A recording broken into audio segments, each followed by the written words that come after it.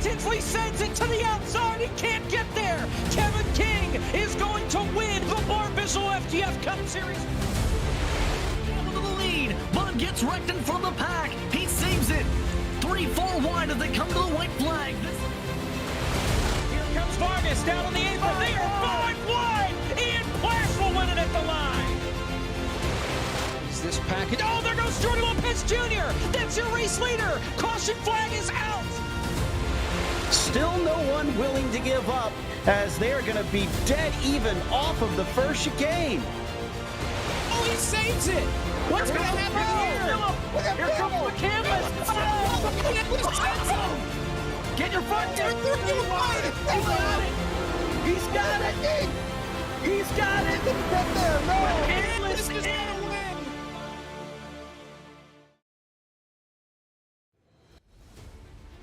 Daytona International Speedway has been the host to some of the biggest moments in racing history. 1976, Petty and Pearson. 1979, the fight that shook the world. 1998, 20 years of trying. Heck, in the first race here at the High Banks, it took nearly 3 days to determine who won. Tonight, these hallowed grounds are the site of the longest race in the Barr FTF Cup Series schedule. FTF.GG welcomes you to the virtual Daytona International Speedway, the world center of racing, for the Barr FTF 500.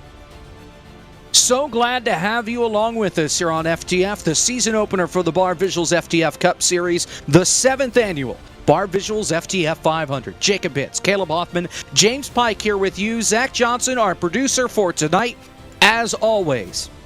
Caleb, the offseason's done. No more testing, no more qualifying, no more soup. This is it. This is the night that we've been waiting for since Phoenix 3 months ago. Absolutely, and even then, there's already been so much build-up to this event. Obviously, we've had the Clash last week, we've had the duels, we've whittled down all these challengers down to the 45 best, and to see them duke it out for 500 miles, 200 laps around the Daytona International Speedway, it's just an event that's second to none here. And Pike, I know you're going to be down on the pit lane tonight, and some of us may look at this racetrack and say it's Daytona. It's foot to the floor, and you turn left every once in a while. How hard can that be? But there's a lot more underneath the surface that you're going to be getting at down on the pit lane tonight.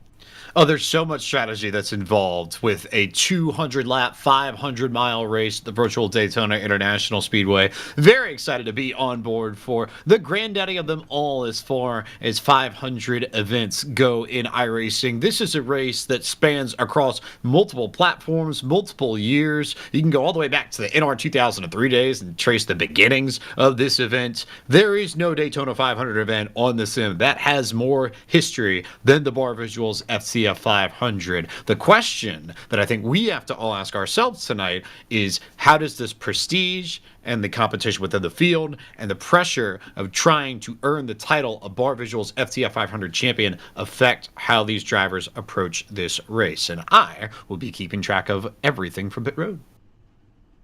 That you will, and of course we'll have you in here for pre-race and for post-race, helping us out throughout the night. And something to keep in mind here, Caleb, the fact that this is not only the big race to start out the season, this is the start of a long season that takes us through the middle of November, right before Thanksgiving, and this schedule is grueling, a little bit different from what we saw last year. Absolutely. The Barr Visuals FTF Cup Series schedule, it's really taken a dramatic realignment for this season. You know, in previous years, it has reflected the NASCAR Cup Series, but now it's a mix of old and new and very innovative. You know, last year we saw Rockingham added, and that was given the second race right after Daytona. Now it's the fourth race of the season. We've moved a race from Phoenix to Atlanta's new Super Speedway configuration, and the playoff schedule as a whole has really been given a facelift. New dates this year include Richmond for round 7, which was formerly in the playoffs, Kansas Speedway as well, which is now round 11. North Wilkesboro is now taking the place of Darlington Spring Date. There's a new doubleheader on the weekend of July 1st at Chicagoland Speedway and the Chicago Street Course. A 3-week break in the middle of July. The return to Indy for the FTF Cup Series. That's a doubleheader now with the Oval and the Road Course.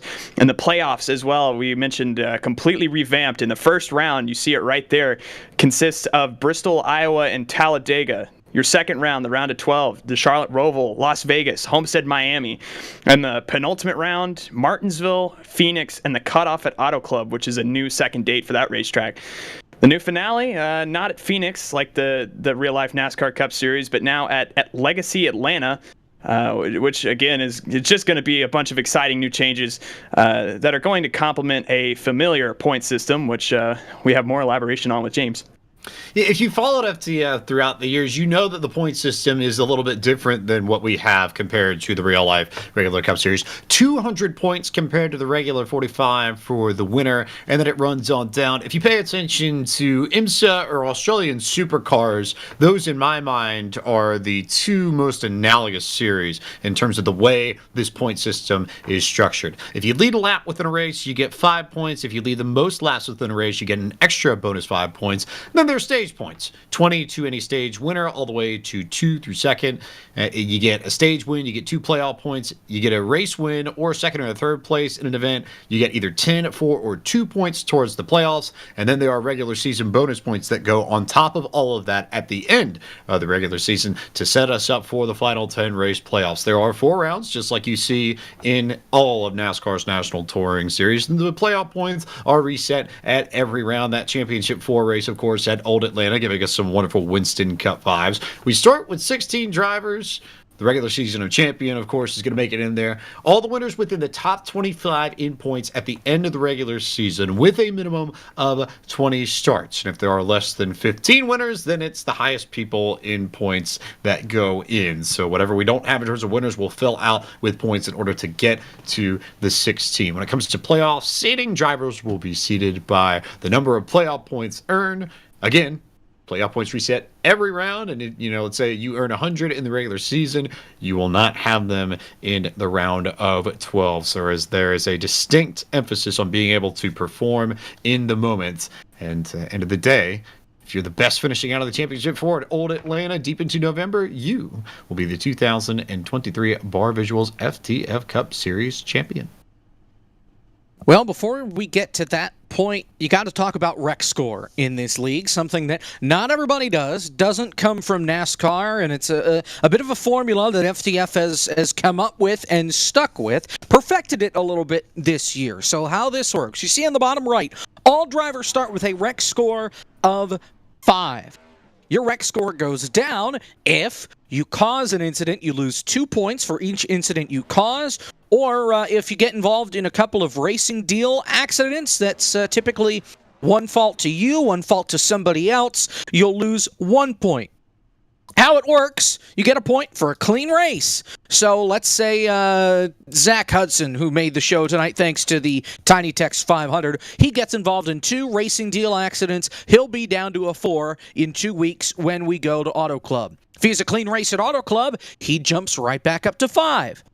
There are penalties, though, for being involved in, or rather causing, accidents. So how this works, if you have a score of 5, you will go to the back. If you have a score of 4, you will drive through the pits after the restart. A score of 3, that'll be a stop and go. A score of 2, it's a 30-second hold in the pit box. A score of 1, a 60-second hold in the pit box. You're parked at the first incident caused with a score of 0, and if you go into the negatives, you are parked and suspended for 1 week. And if you cause an accident while 3 or more laps down, you are automatically parked. It does not matter what your rec score is.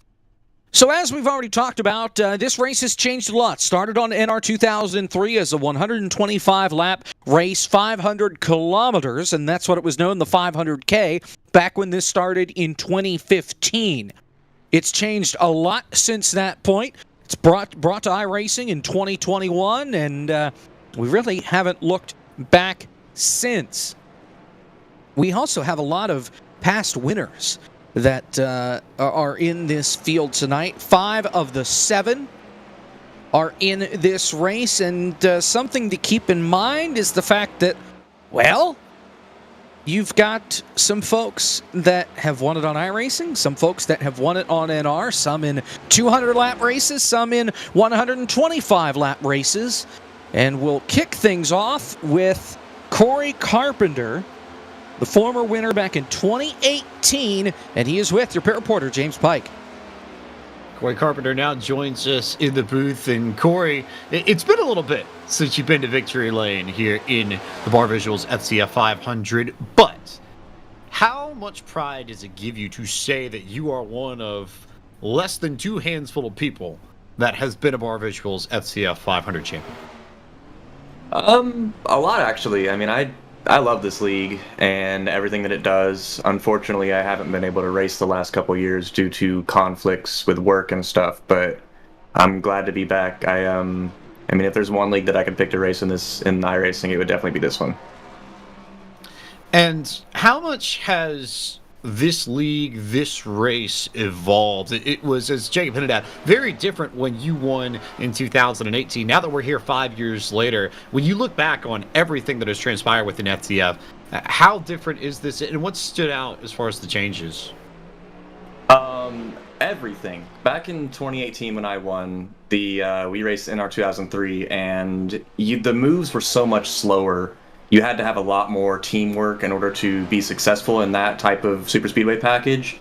And here, it's very reactionary, where you just, whatever your gut is, you go with it, and then it might work and it might not. But luckily, if it doesn't work, you get within the next 10, 15 seconds, you'll be able to have another opportunity. It's so much faster in iRacing, and specifically with this next-gen package. So I definitely don't have the skill set that I had back in 2018 with that package, but we're going to give it our best shot. And how excited are you to get after it tonight now, after a few years away from this big show, to have a shot to become the first two-time champion of this race? Definitely pretty excited. I think that it's going to be a lot more difficult to repeat in a package like this, but I mean, I'm going to try. I'm going to try my best. I'm going to work with the Norse Forest Racing guys tonight, so we'll just see who ends up surviving till the end, and then we'll figure it out from there. That's your 2018 champion of the Barr Visuals FTF 500, Corey Carpenter. From him, we move to the 2020 champion, Ryan Naraki, who is alongside Caleb Hoffman. Yeah, and Ryan Naraki is a familiar face for everyone around FTF, the 2009 series champion, but as you alluded to, the 2020 champion of this race. Starting on the inside of row 3 tonight, Ryan, as one of the veterans of this series, how do you approach tonight with a whopping 21 Barr Visuals FTF 500 rookies attempting this race? For me, it's want to be in one of the extremes. I either want to be at the very, very front or towards the back of the pack. Middle will be no man's land for me. So the plan starting 5th will be to ride up front, and if I can keep it up there, I'll stay up there the whole race. But if you find me in 15th place, that is not a place I want to be, and I'll be trying to figure that out. Yeah, and since you've won this race, a lot has changed. Really, how do you adapt to that and try to find yourself tonight in victory lane? Yeah, the package changes every year. You gotta stay on it, and you have to embrace the style. Like, you have to like plate racing. Basically, it changes all the time, and I really, really like plate racing a lot. I like the style. This package in particular seems to really play into my strengths. You have to be smart about when you connect with people. You can overheat really easily. That's something I like. I like that you can't just blindly connect in tandem for 200 laps. You have to think about when you want to do it, when do you want to push, when do you want to back off. Very cerebral race. I think you'll see tonight, especially at the end. And I think that plays into my strength. I feel really good about tonight. Well, that's a confident Ryan Naraki, and he's on his quest for 2 tonight. Jacob? Thank you, Caleb. That's, as you mentioned, Ryan Naraki, one of the FTF Drivers Club drivers. And now we turn to the pole sitter, the winner of the 2021 Barr Visuals FTF 500, and Michael P. Frisch. And Frisch, you've done it here before on iRacing, different car than the Gen 6. What's it going to take to get to the checkered flag first tonight? Making it to lap 200, first of all. Honestly, just getting there at the end, putting yourself in a winning position. It's going to be a long race, 500 miles. Patience is going to be a big key tonight, and I don't think a lot of these drivers know what that is. So we'll be starting from the front, on the front row, but we'll be heading to the back pretty quickly. It's our game plan for tonight. Got a lot of teammates in this race, so gonna be maybe doing some stuff, but I'm just really glad to get this season kick started, man. It's been a long off season, and I'm ready to put in gear. How about, you talked about your teammates in this race and the fact that you have a lot of Norse Force friends with you in this race, some right behind you, even Daniel Falkingham. He's going to be right behind you here going into this 500-mile race. How much are you going to be able to rely on your teammates, though, down the stretch? I think, honestly, pretty lot. We're a pretty tight-knit group. We all work together, and we work together pretty good. Wyatt is very aggressive, so you'll probably see him towards the front. Same with Parker, but I'm sure a couple of us will be laying towards the back and heading back there. But no, I can really count on those guys, man. They're very talented at what they do. Most of them are in Coke, and I feel like the odd man out because it's like me and Daniel are the only ones that've not in Coke. Those other 3 are already in Coke, and we don't have Don here tonight and Carson, but it's a big, tight little group, man. Got some nice little powerhouse. The Fort Lauderdale native Michael P. Frisch trying to become the first repeat winner of the Barr Visuals FTF 500. Frisch, best of luck. Thank you, guys. That is Michael P. Frisch. He is starting on the pole in tonight's race. At this point, Drivers are getting set to go for the Barr Visuals FTF 500. And Pike, let's take a look at least a little bit as to how we got here, because there were a lot of laps around this racetrack before tonight. A lot of laps and a lot of things that have taken place over the past 2 weeks. We started with 2 4-hour qualifying sessions to set the grids for all of these races that you see on this graphic. The top 2 drivers in those qualifying sessions locked into the Barr Visuals FTF 500 immediately. Everybody else ended up in one of the duels or the DC or Tiny Tech's 500Ks. The duels were last week, 60 laps. The top 16 finishers in both Duel 1 and Duel 2 make up the majority of the fields. They are stationed in the grid and placed in the grid based upon their finishing place. Then the top 4 in qualifying that did not advance into the duels get the next few spots behind them. Then, behind that, it's the top 5 drivers not already locked in based off of owner points from the 2022 Barr Visuals FTF Cup Series. Then, Dalen Barr himself gets a spot, of course. We love Dalen in this household. And the last person in the Tiny Tech's Challenger, the first driver to come from the Tiny Tech's 500K, which we figured out last night, ran our soup. We had a D main of 25 laps where the top 10 finishers advanced to the C main, which is where everybody else in qualifying landed that didn't make the duels or the 500 straight up. And from the C main, we took the top 10 finishers from that. They all slid to the Tiny Tech's 500K. Everybody that was 81st and 90th in qualifying but didn't make the duels, all there. Then all the duel drivers that did not advance out of the duels had one last shot to make it, and it was a ways to get to the Challenger because there was money on offer in the Tiny Tech's 500K, but Zach Hudson, who came across the line in 6th, was the first one to forfeit his winnings from the Tiny Tech's 500K and take the 45th and last spot in the grid for the Barr Visuals FTF 500 in 2023. Yeah, he had 2 people in front of him, I believe, got put to the rear of the field for causing incidents. And then the first 3 drivers that finished in front of him that were left all took the money. And that allowed Hudson to make the show. And Justin Malillo, the first driver out, because everybody showed up tonight, he does not get to race. This is the first 500-mile event that he has missed in his own league. Let's take a look now at your starting grid. We'll go through the whole enchilada. Meet all 45 drivers here from Daytona. Michael P. Frisch and Kevin McAdams are on your front row. They qualified themselves into the race. Daniel Falkingham, Malik Ray in row number 2. Ryan Nalraki, past winner of the 500, lines up in row 3. Michael Guest to the outside. Blake Reynolds, who's put together 2 playoff runs in his 2 seasons in FTF, looking for a strong start tonight. The retired Coke driver starts in row 4. Seth Noel to the outside. Current Coke driver Zach Novak in the 75, and Dylan Basin round out the top 10. Caleb. Yeah, looking back to row number 6, it's going to be Nathan Rabideau starting alongside Matt Spalding. In the 13th position, Garrison Hogan with Alex Kolniks in 14th. 15th, going to be Nick Miller in the number 19 with AJ Green to his outside in the 16th position. Row 9, going to be Daniel Botafogo and Brian Mercurio. And then David L. Brown and Austin Farr will round out your top 20, Pike.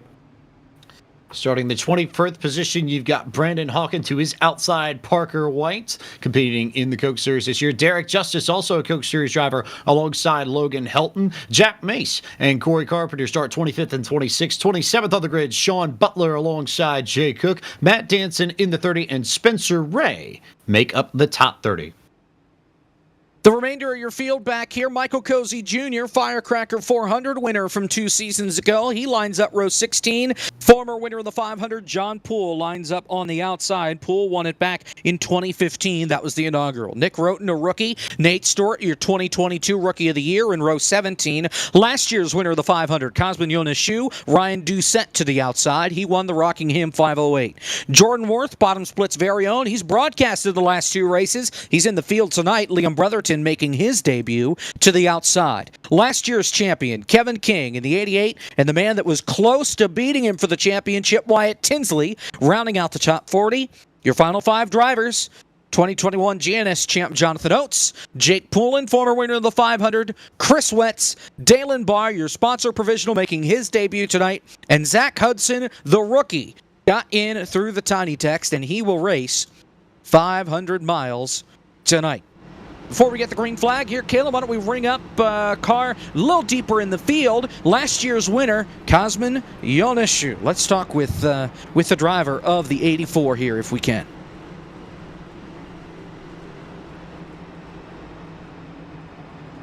There he is, Kazman. Yeah, defending race winner here. And I know last year definitely meant a lot to you. Hello. Yeah, last year was a big one. So I guess we got like a minute here to tell a story. So the day right before the race, my dad gave me the news that he had to go through heart surgery at some point last year, and the next day we won the 500. To update that story, the surgery went well. We took him home. They got him a stupid infection that they didn't actually tell us about. So 2 weeks later, we had to emergency lift him to the hospital, the one in our city, because the operation was in a different one of the more prestigious hospitals. So yeah, but he's fine now, and the operation went well. I moved to Cebu here, to hometown, to help out with things, and yeah, that was a really good day after that to win the race. All right. Yeah, well, we're glad it all worked out for you, and good luck tonight. Thank you for speaking with us, Kazman. Yes, sir. Thanks for having me, and enjoy the show. It's the driver, the number 84, Jacob.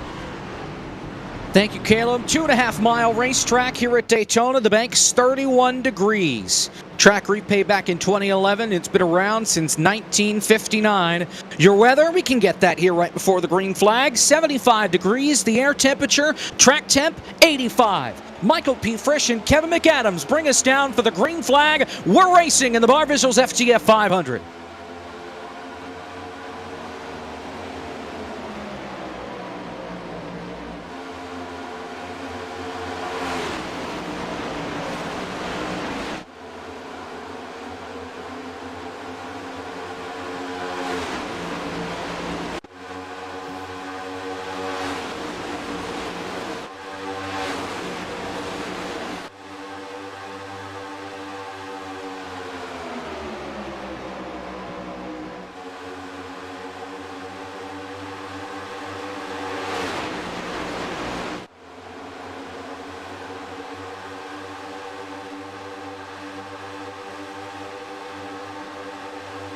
We're on the outside. It's Malik Ray to the front. Started P4, rookie in the 500. He leads the opening lap. The field back to turn number 1. Himself, Michael Guest, they drop to the bottom in front of Michael P. Frisch and a whole bunch of others.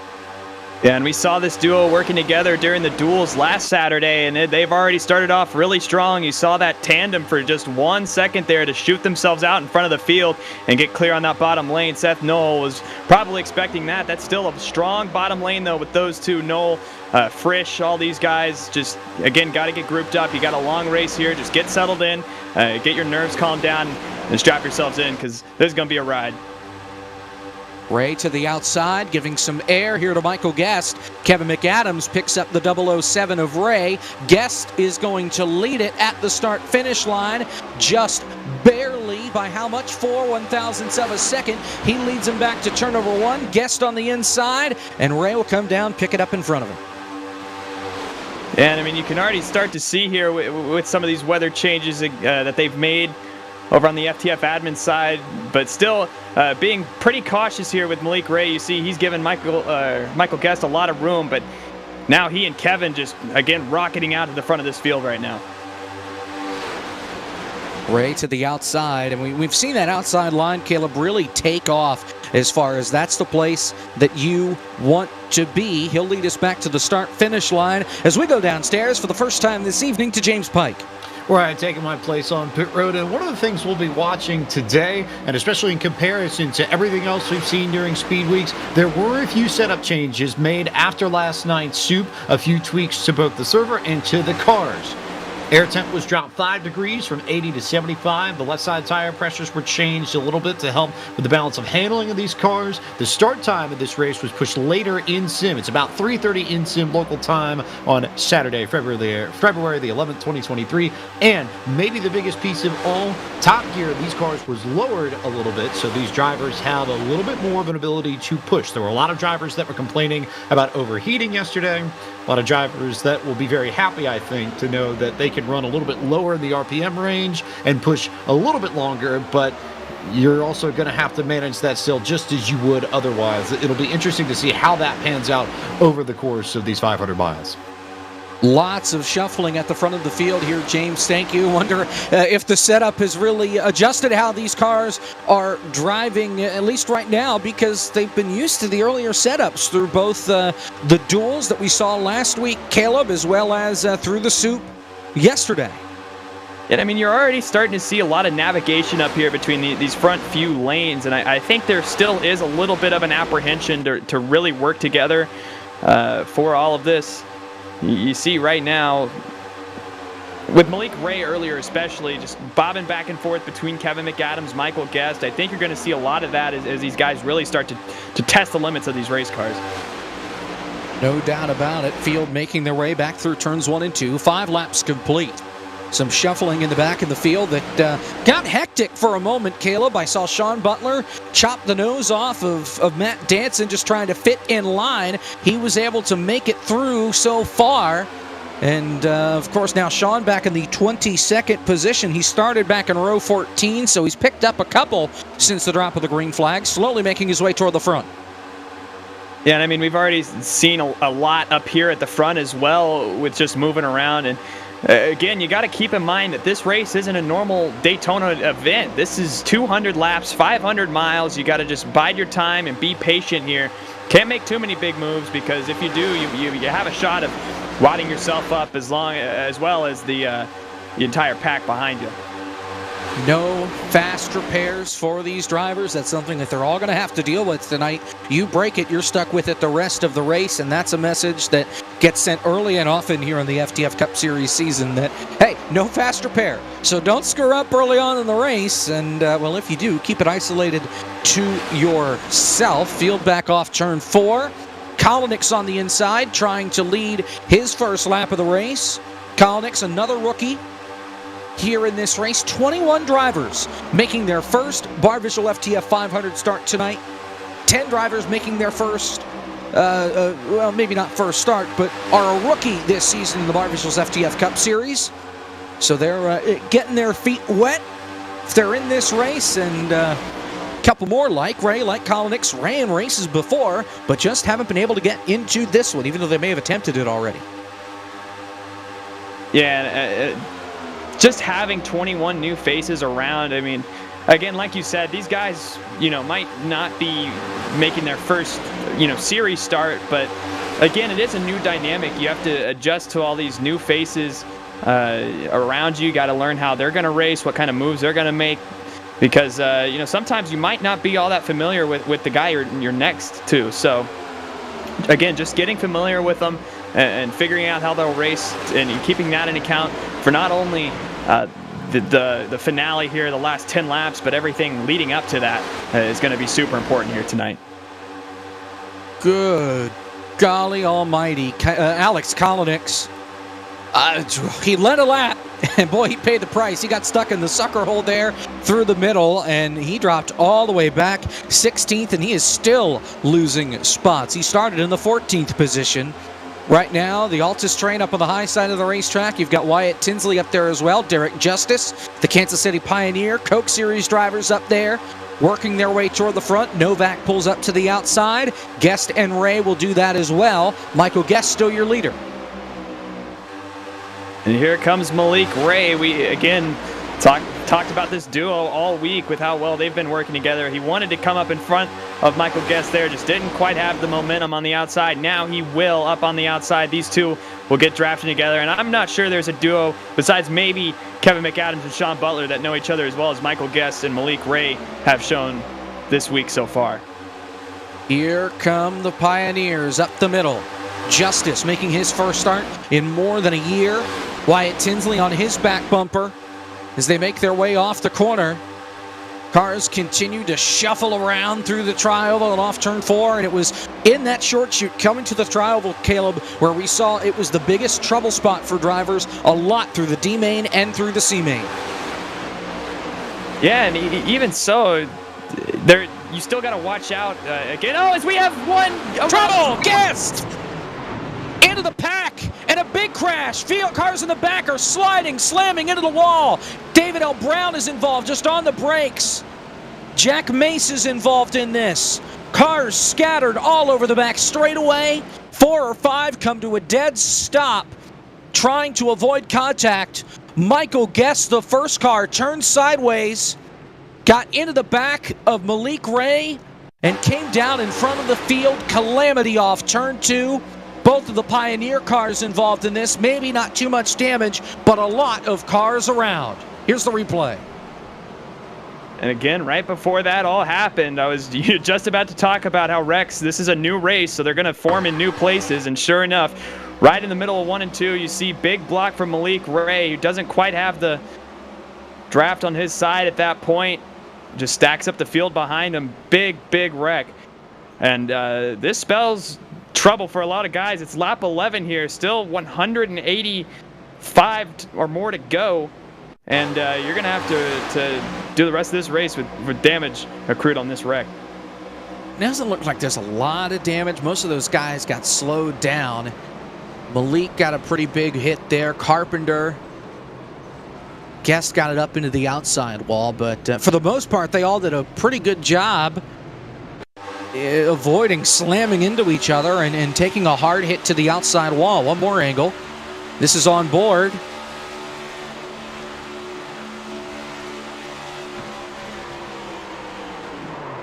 Oh, man. Gets run over. I believe that's Sean.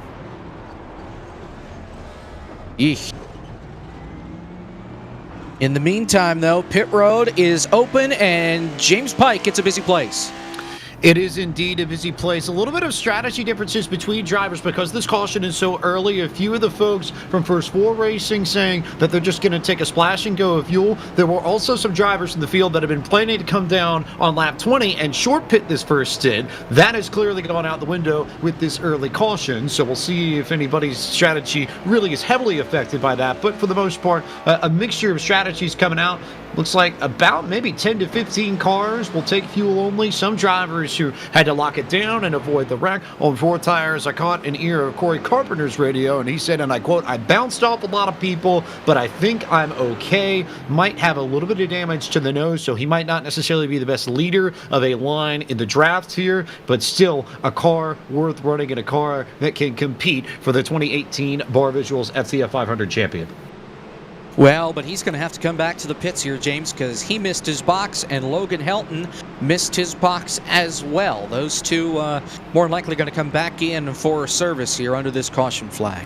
12 laps in the books here in the Barr Visuals FTF 500. Corey Carpenter, currently your leader after the first multi-car crash of the night.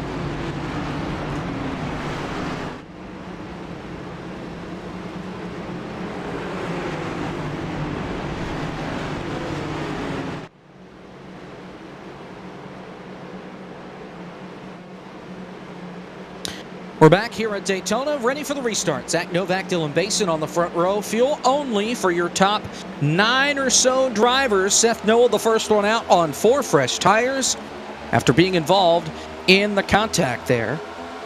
It brought us under the first caution flag. Cannot change lanes before the line. And it sounds like somebody did, but they lost the spot anyway, so it sounds like they're all good.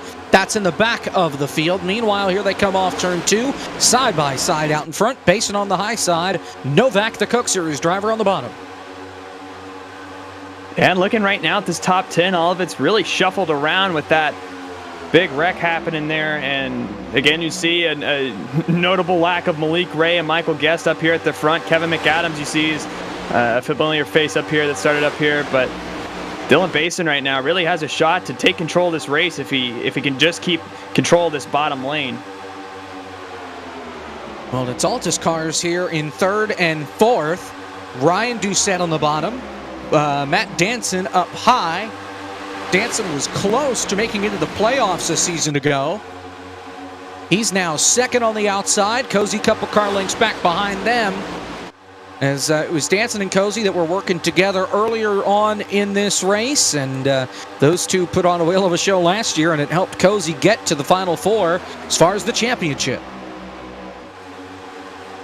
And I mean, even looking right now back in the pack, I got my eye on some of these people with experience right now, looking at Kevin King, the defending series champion, and he's really just been content sitting back there in 32nd, not really trying to advance his position at all, just riding around and waiting for the big one to strike, and that's been working out for him, as you saw that huge crash earlier. But right now, Kevin King just, again, sitting right here in 32nd. He's happy about it.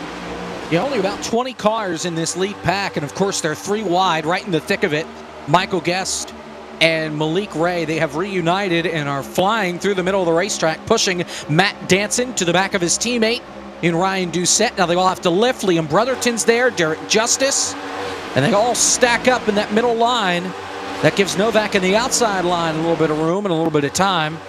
But Dylan Basin out in front, Doucette and Danson scooting away. Yeah, looking up right now, it's kind of shocking to me with Malik Ray and Michael Guest. They've moved up already back up into the top 5 here. And Nathan Rabideau just tagged the wall. You see that right there with Parker White as well. Stack them up on the outside a little bit. Again, just a long race here. You got to get settled in. I think that's the key thing for a lot of these guys, is to just get comfortable and settled in. Down the back straightaway, and it looks like that's what they were doing. And as I say it, here comes the 75. Novak to the bottom. Guest to push him. Here comes Doucette. He drops to the bottom, looking for the lead. And now Novak going to go up the middle. Bye-bye, Doucette. Basin will lead it at the line. He's still got the help. And there goes Doucette on the bottom. He gets passed by Parker White, as well as Guest, Ray, and Novak to turn 1. And right now you see Zach Novak now in control of this race, and if he can just stay here with Michael Guest, I think he's in a good spot. You see Dylan Basin now getting shuffled out by Matt Danson here on the outside with Kevin McAdams, but here come Guest and Ray once again. They had control of this race once, and now they're looking for it again. Parker White now to the back of Novak, and I think Malik Ray and Michael Guest here have to get in line or something. They're trying to figure it out, and those two are so strong. Look out, Brotherton and Justice. They're able to hold on to it, but that was close. And Brotherton I think, got loose there in the middle coming off the corner. Yeah, really reminiscent of the Hendrick Motorsports cars there for a few years in Daytona, where they would just snap around off 4 like that. And that's about as close as you get to a big one here without actually getting it. Down the back straightaway. McAdams on the bottom side.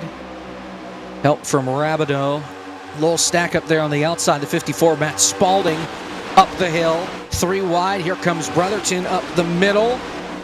And so far, so good. Still 3 wide here. You got Doucette in the middle. Novak on the bottom. Spalding up top. Cozy's right there as well. But Kevin McAdams out in front here at Daytona. Yeah, Jack Mace Downstairs. right now. Oh, crap. Sorry, Caleb. I thought I was going to get that in. Yeah, you're good. It was just almost had a big one once again right there. Just, whoa. Downstairs to James Pike. There we go. Yeah, two themes that I'm picking up amongst the teams as I go and bounce between rooms and get a lot of radio chatter. The first is that there are a lot of people that don't love the way that the inside is checking up, and you see the outside here starting to make moves, but a lot of folks in the back trying to just jump up there, because even back in about the 20th to 30th spots, even that zone, people don't necessarily feel safe. I can also confirm that even though Wyatt Tinsley has damaged, his teammates at North Force Racing are working together a little bit to try and make sure that he stays in this lead pack. He was able to go up top with Corey Carpenter a few laps ago and slot himself right in behind Daniel Botafuco. So Tinsley's got numbers, and I think we all know how many, with as many plate races we've seen in Daytona, if you have friends and teammates, that can be very, very helpful. And we talked with Frisch about teammates earlier on in this race as well, that he felt pretty confident with his teammates that he'd be able to get to the front or at least stay alive. Right now, Michael P. Frisch, he sits in the 31st position, hiding out right now in the sandwich. Brian Mercurio in front of him, Jay Cook behind him, the Dr. Pepper cars surrounding the car with the league sponsor and the title sponsor of the race on the hood of the car.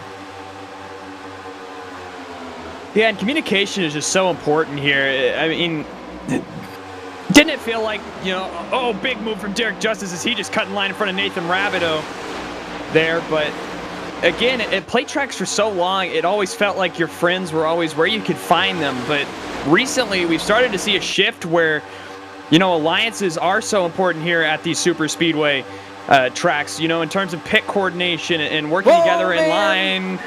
Jeez, Logan Helton, I don't know if he meant to go to the bottom, but he turned left awfully quick down the back straightaway. Jack Mace was right behind him, and I thought he got turned. That's why I stepped over, but he kept it pointed straight, but that got awfully close for car 63.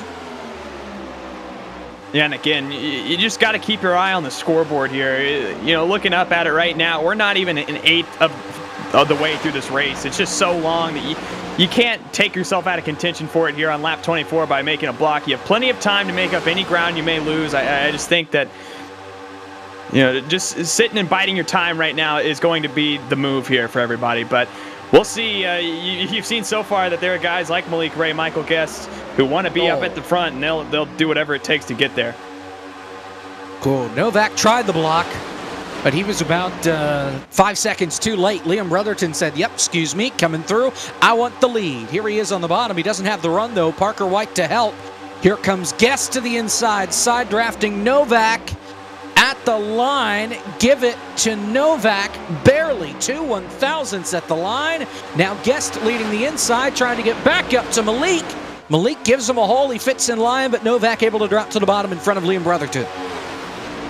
And keeping these two at bay is just so important. If you are going to be in Zach Novak's position and trying to control this race, then you got to keep these two behind you, because once they get out in front of you, they're going to be hard to try to get around here. Liam Brotherton as well, he's been another guy that's been really aggressive making moves early on here. He's shown that he wants to be up at the front no matter what it takes. And again, there is a comfort in being up at the front that maybe the wreck starts behind you, but many times it does start up here, so we'll see as we get further on. Things have calmed down at the front. No longer business as usual. Logan Helton's trying to go 3 wide, but he fits in line on the bottom. You have 5-6 cars up on the outside of the racetrack here. Michael Guest, Malik Ray leading that charge down the back straightaway. But so far, they are so good as they make their way toward turn number 3. Here you see Rabideau in the thick of that. You've got the 91. That's Dalen Barr, the race sponsor out there. But Novak leading the charge here off turn number 4. And still just a lot of shuffling around at the moment. I mean, you're starting to see this pack kind of dissipate just a little, where it's not as compressed and as tight as it was just a few laps ago. You're starting to see guys be a little more comfortable being spread out and just sitting in their own little air pocket. As that almost led to something big right there with Matt Spalding, who was not clear of Alex Kolnick, and he is going to get left out to dry now. He sorted out. As right now, Guest all over the back door of Novak here at the front. He goes to the inside. We go back downstairs to James Pike.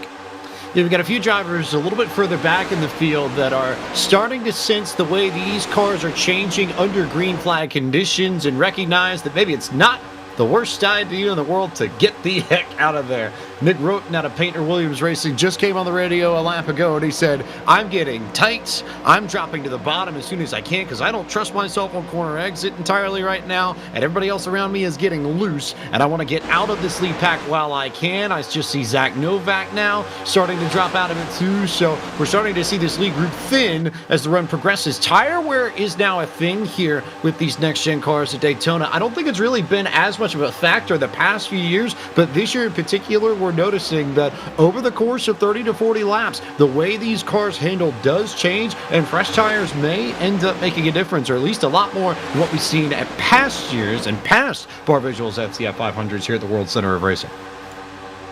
Thank you, James. As here they come down the front straightaway.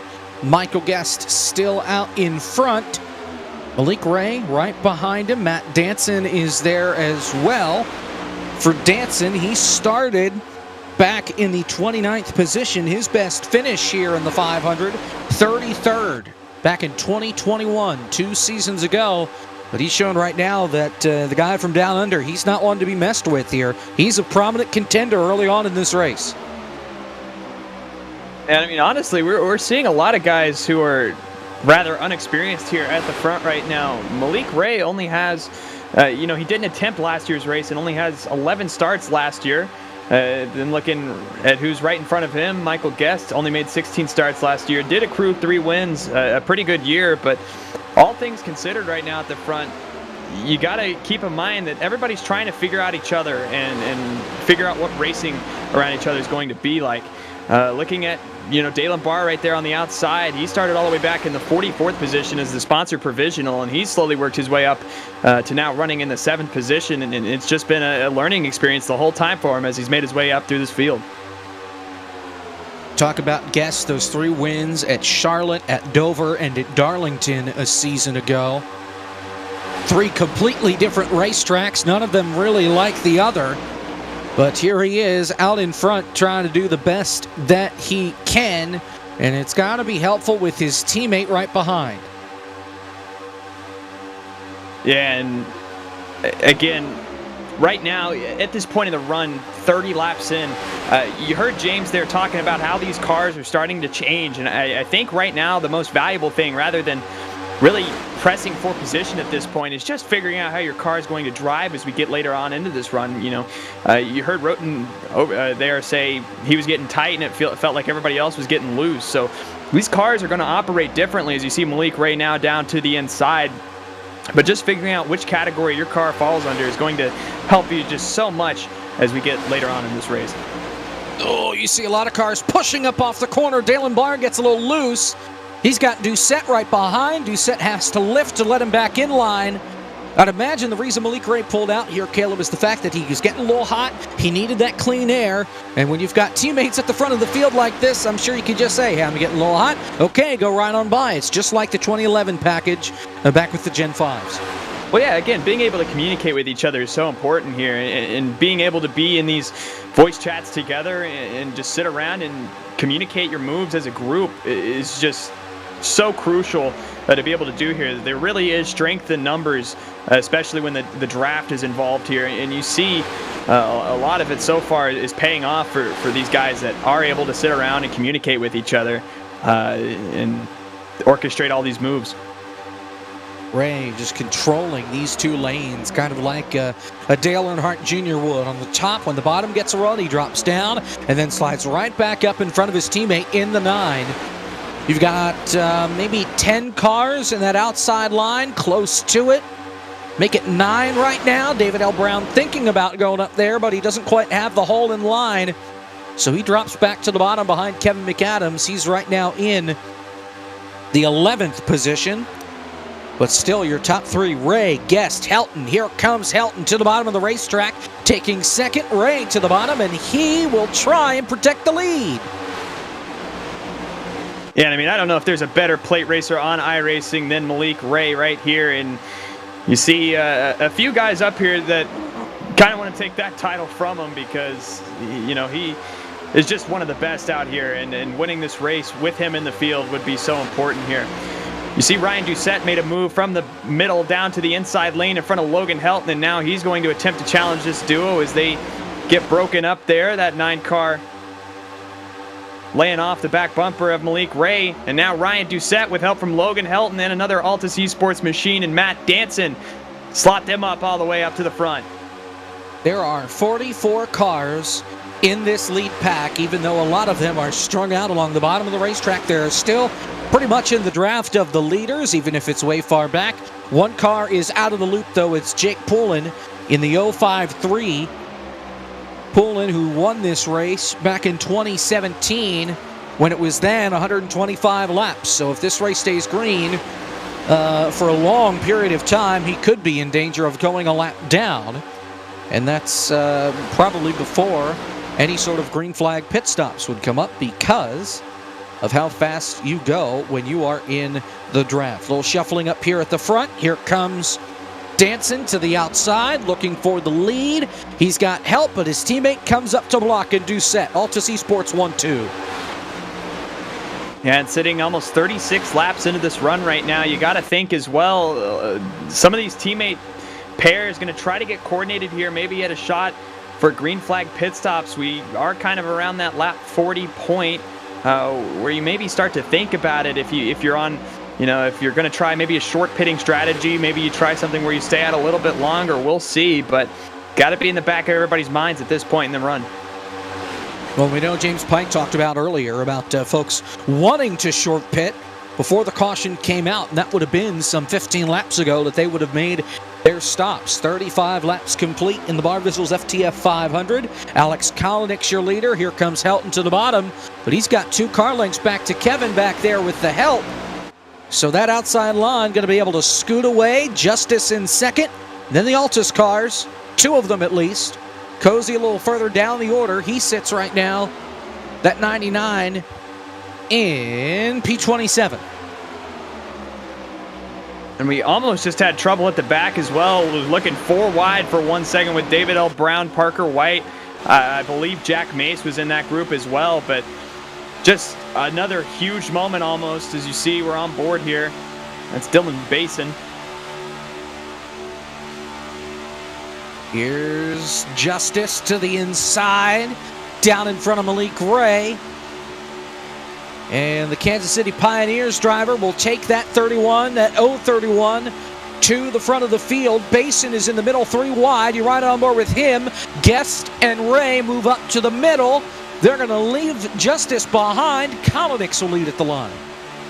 And that really stacked up that bottom lane there as Logan Helton gave a huge shove to Derek Justice.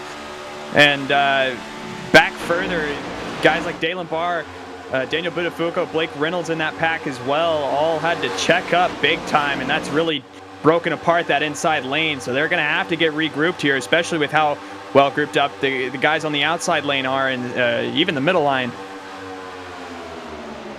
Top 3 breaking away. Danson goes to the bottom. Jack Mace up on that high side. It's pretty late in the day for him, or pretty late in the night, and I guess early in the morning almost. Here for Mace, he started back in row 13 out of West Yorkshire in the UK. Rookie in FTF this year. Charging on the inside line, looking for the lead. Don't look now, though. That's 75 making his way toward the front, and Zach Novak. And at the moment, right now, just lots of shuffling around right now, and you're starting to notice, you know, we were calm for a little bit, but it's starting to pick back up again, and I don't know if this is now everybody trying to get organized to maybe make a push at pit road, or if everybody's just decided that we want to get racy. Keep in mind, we do have stages in this race. We're coming up on just 11 laps to go, so if you want to make your shot, it might be now. That is a great point about stages, something that I have written down on my sheet, and I still forgot to talk about at the drop of the green flag. That, oh yeah, we've got stages that we have to deal with. Malik Ray is on the apron back here with Guest. He's able to hold on for now. Your top 10 up toward the outside wall. Downstairs to James Pike. A lot of drivers starting to complain about the rear ends getting loose, especially on corner exit. That's just a byproduct of the fuel being burnt off. The fuel tank is in the rear end, so the lower you get on fuel, the less weight you have at the rear end of the car, and the easier it is to slide the back end out, especially coming off of turns 2 and 4. Also, some debates happening as to whether or not you want to pit before or after the caution at lap 50 for the end of stage 1. Drivers debating whether or not it's better to get stage points or position themselves for something better later on in the race. So that's something that we'll have to see. But teams starting to have that debate internally right now as we close up within 10 to go of that first stage green and white checker. And remember, James, no caution at the end of stages. There you see Chris Wetz. He is on the pit lane right now. So he makes the jump. Doesn't look like anybody is going with him in that regard. So, Caleb, when you pit here and you're all by yourself, that's a lonely trip down the pit lane, especially at... Oh, there goes Brown! He gets hooked by Colonix. Can he save it? Yes, he can. Are you kidding me? David L. Brown! What a save on the bottom of the racetrack.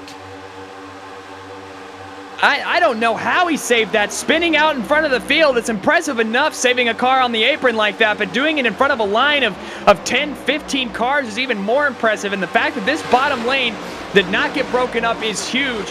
And great driving by everybody on that inside line, and especially by the driver of that 083, David Brown.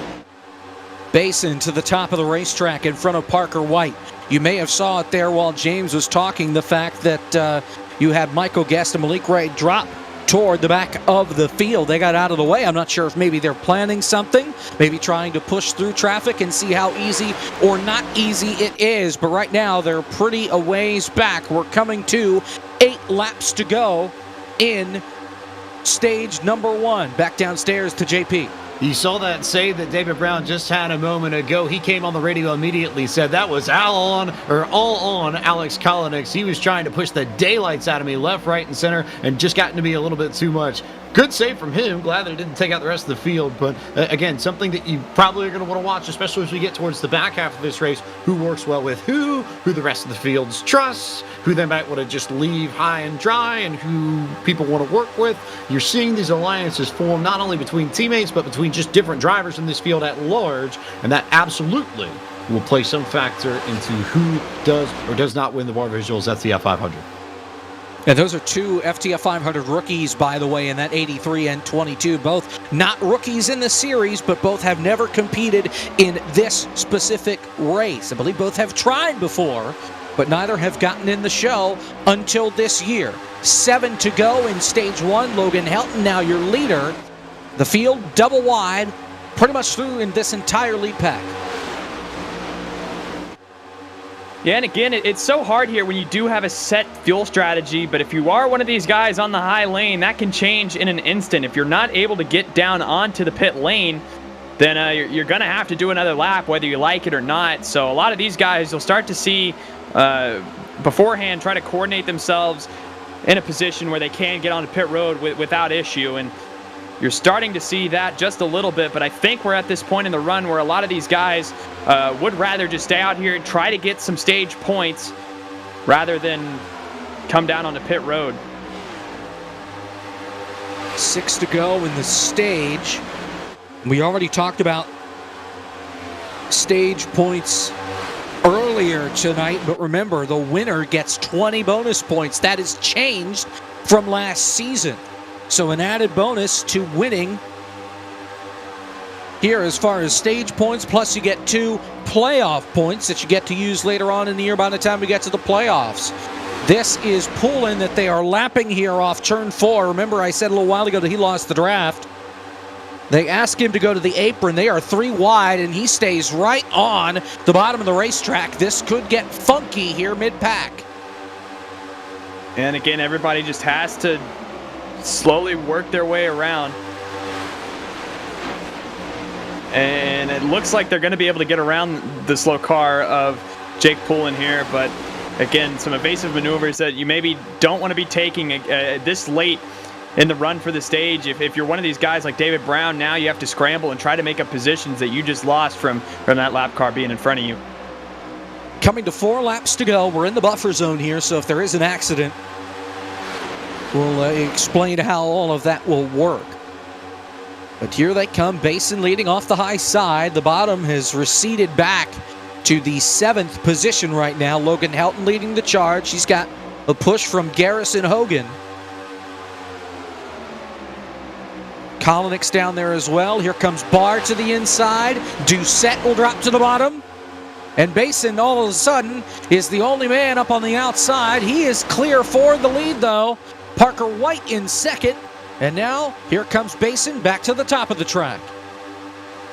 And it's so weird to think about with how big the runs are in these race cars, but this package really does require a lot of patience because you can make a move and go somewhere for a second, but you really got to sit back and think about it before you actually pull it off. You got to think about where you want to put your car and where you want to kind of ride the energy to.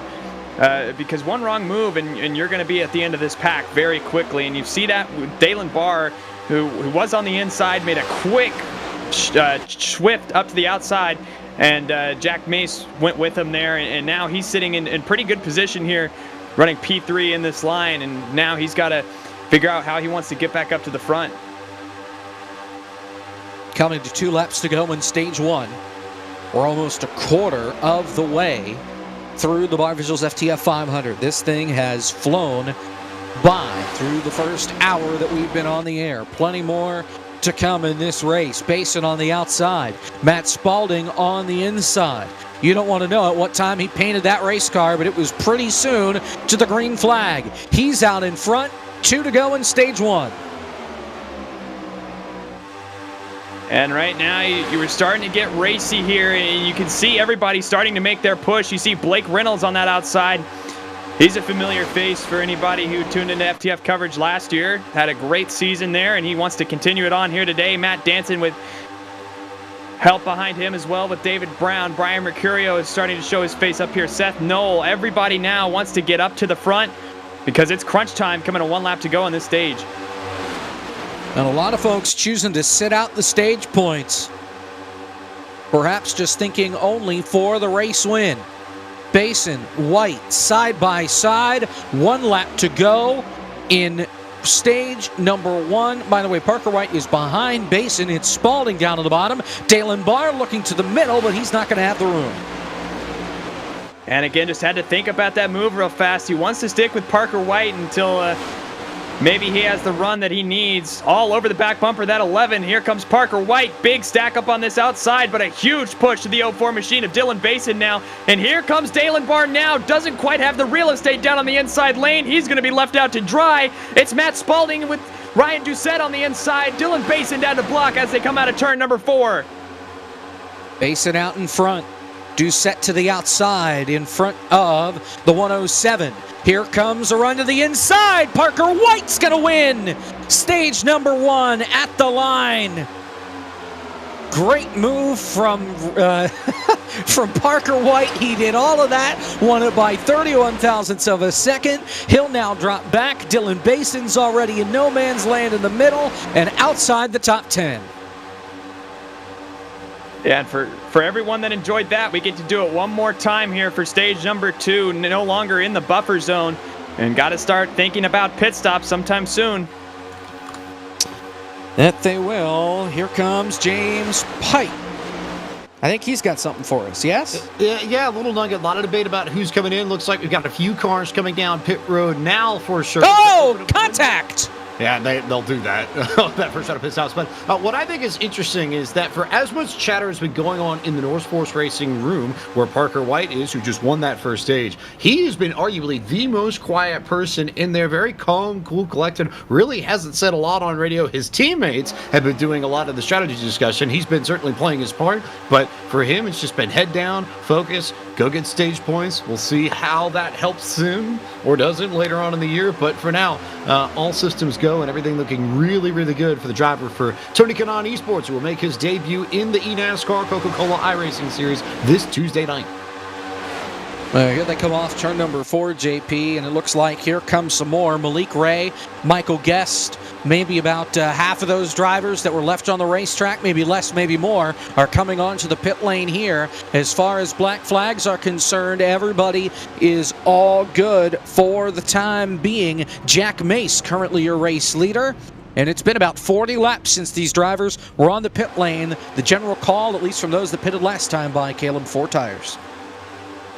And that's no surprise here, really, is for a lot of these guys, you, like you said, seeing 40 laps plus on these tires, and getting in and out on pit road here is just going to be so crucial here today. You want to make sure that you're in the same formation that you came on, because if you get separated from who you're working with, you're not going to be able to communicate as well, and that's going there to goes pay Barr. dividends. Oh, and he's got a black flag, and so does Parker White.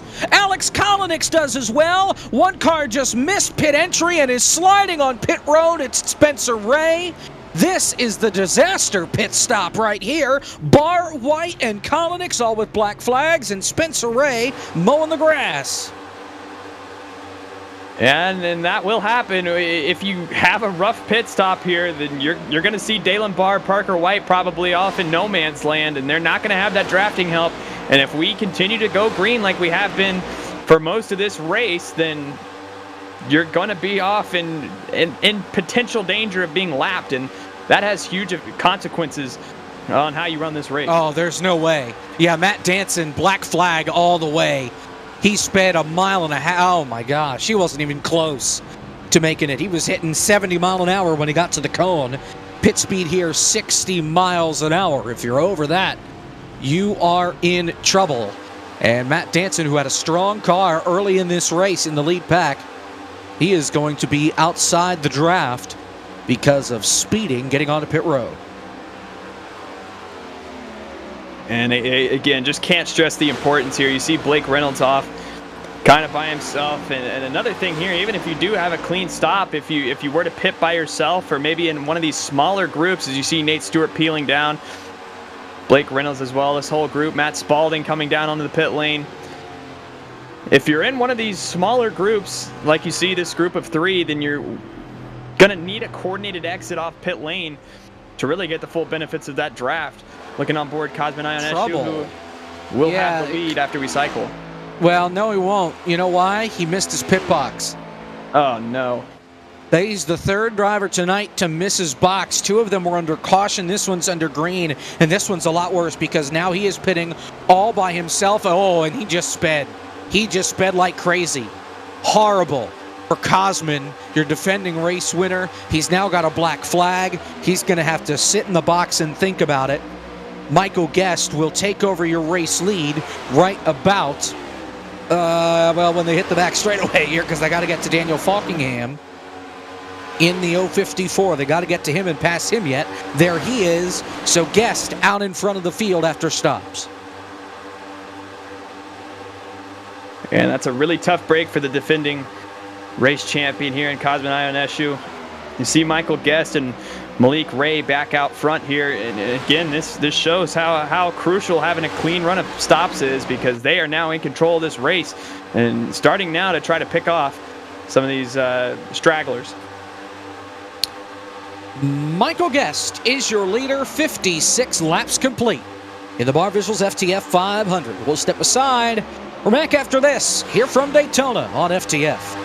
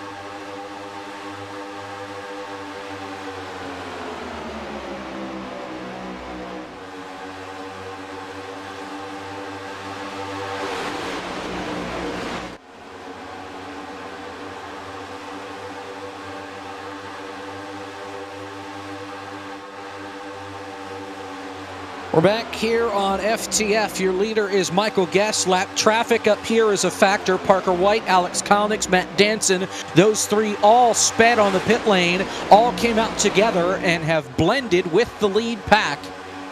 As we are 59 laps complete. A lot of cloud coverage here. It's just past 4 o'clock in sim. So as this race continues to progress, Caleb, track's going to cool down a little bit. Air temp's going to cool down a little bit. And we're going to see the lights turn on.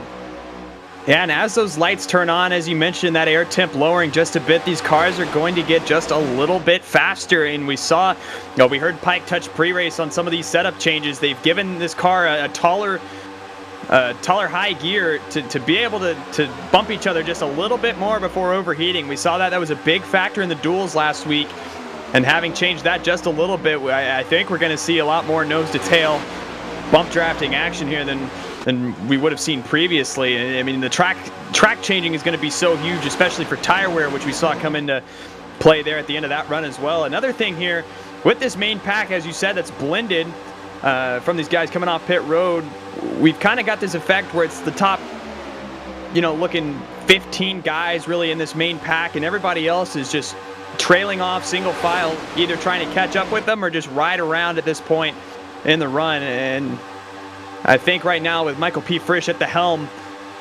of that pack trailing, that they're in good hands for the moment.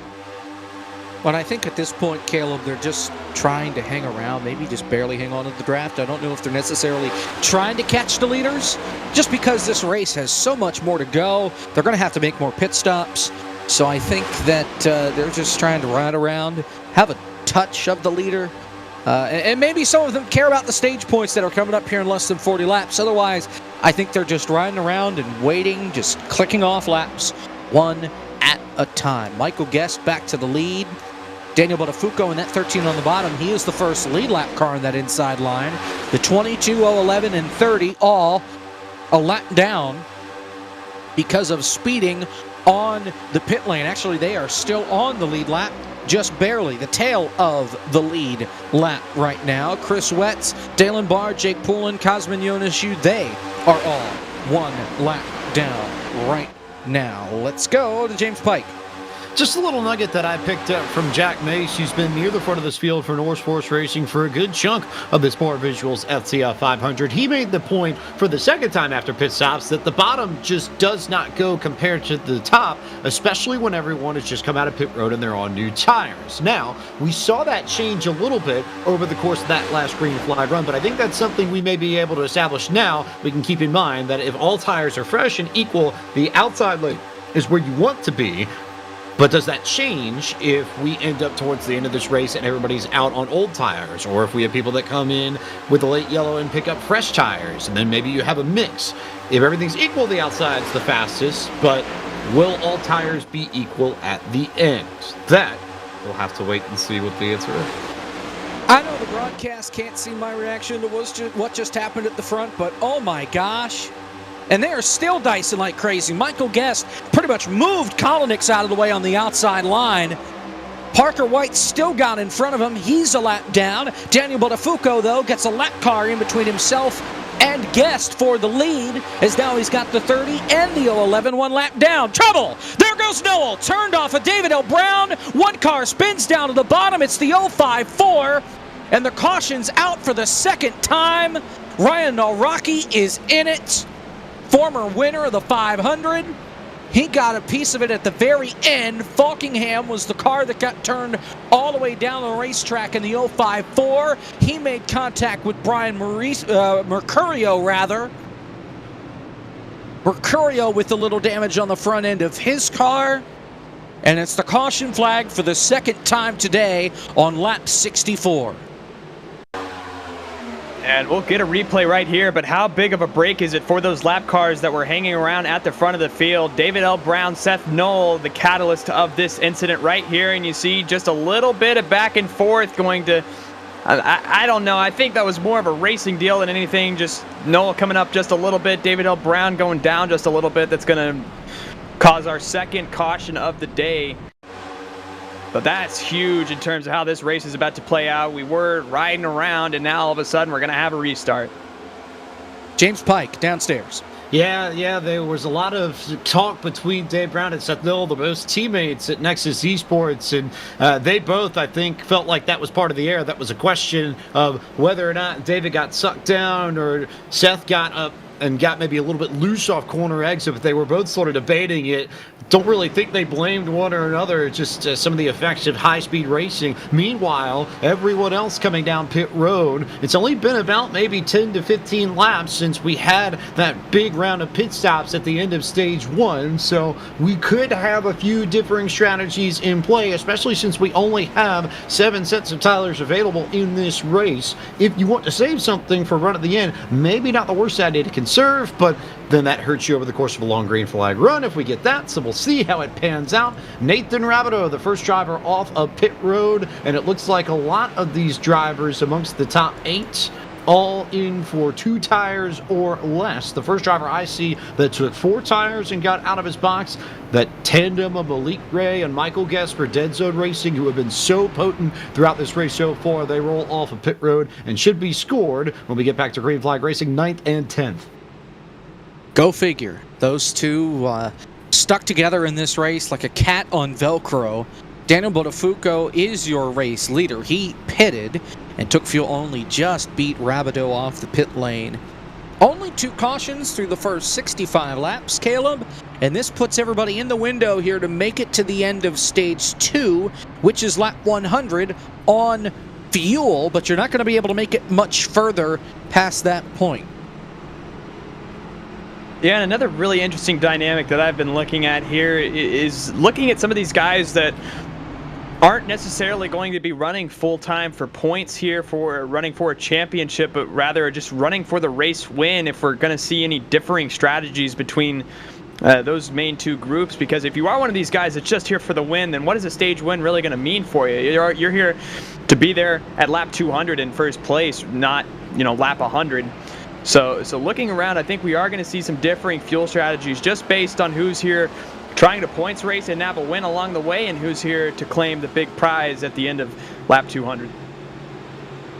Chris Wetz has fallen out of this session, so we're going to try and get him back in, I think, and I believe he'll get some laps back as a result. He was already 1 lap down, would have gotten back onto the lead lap with the wave.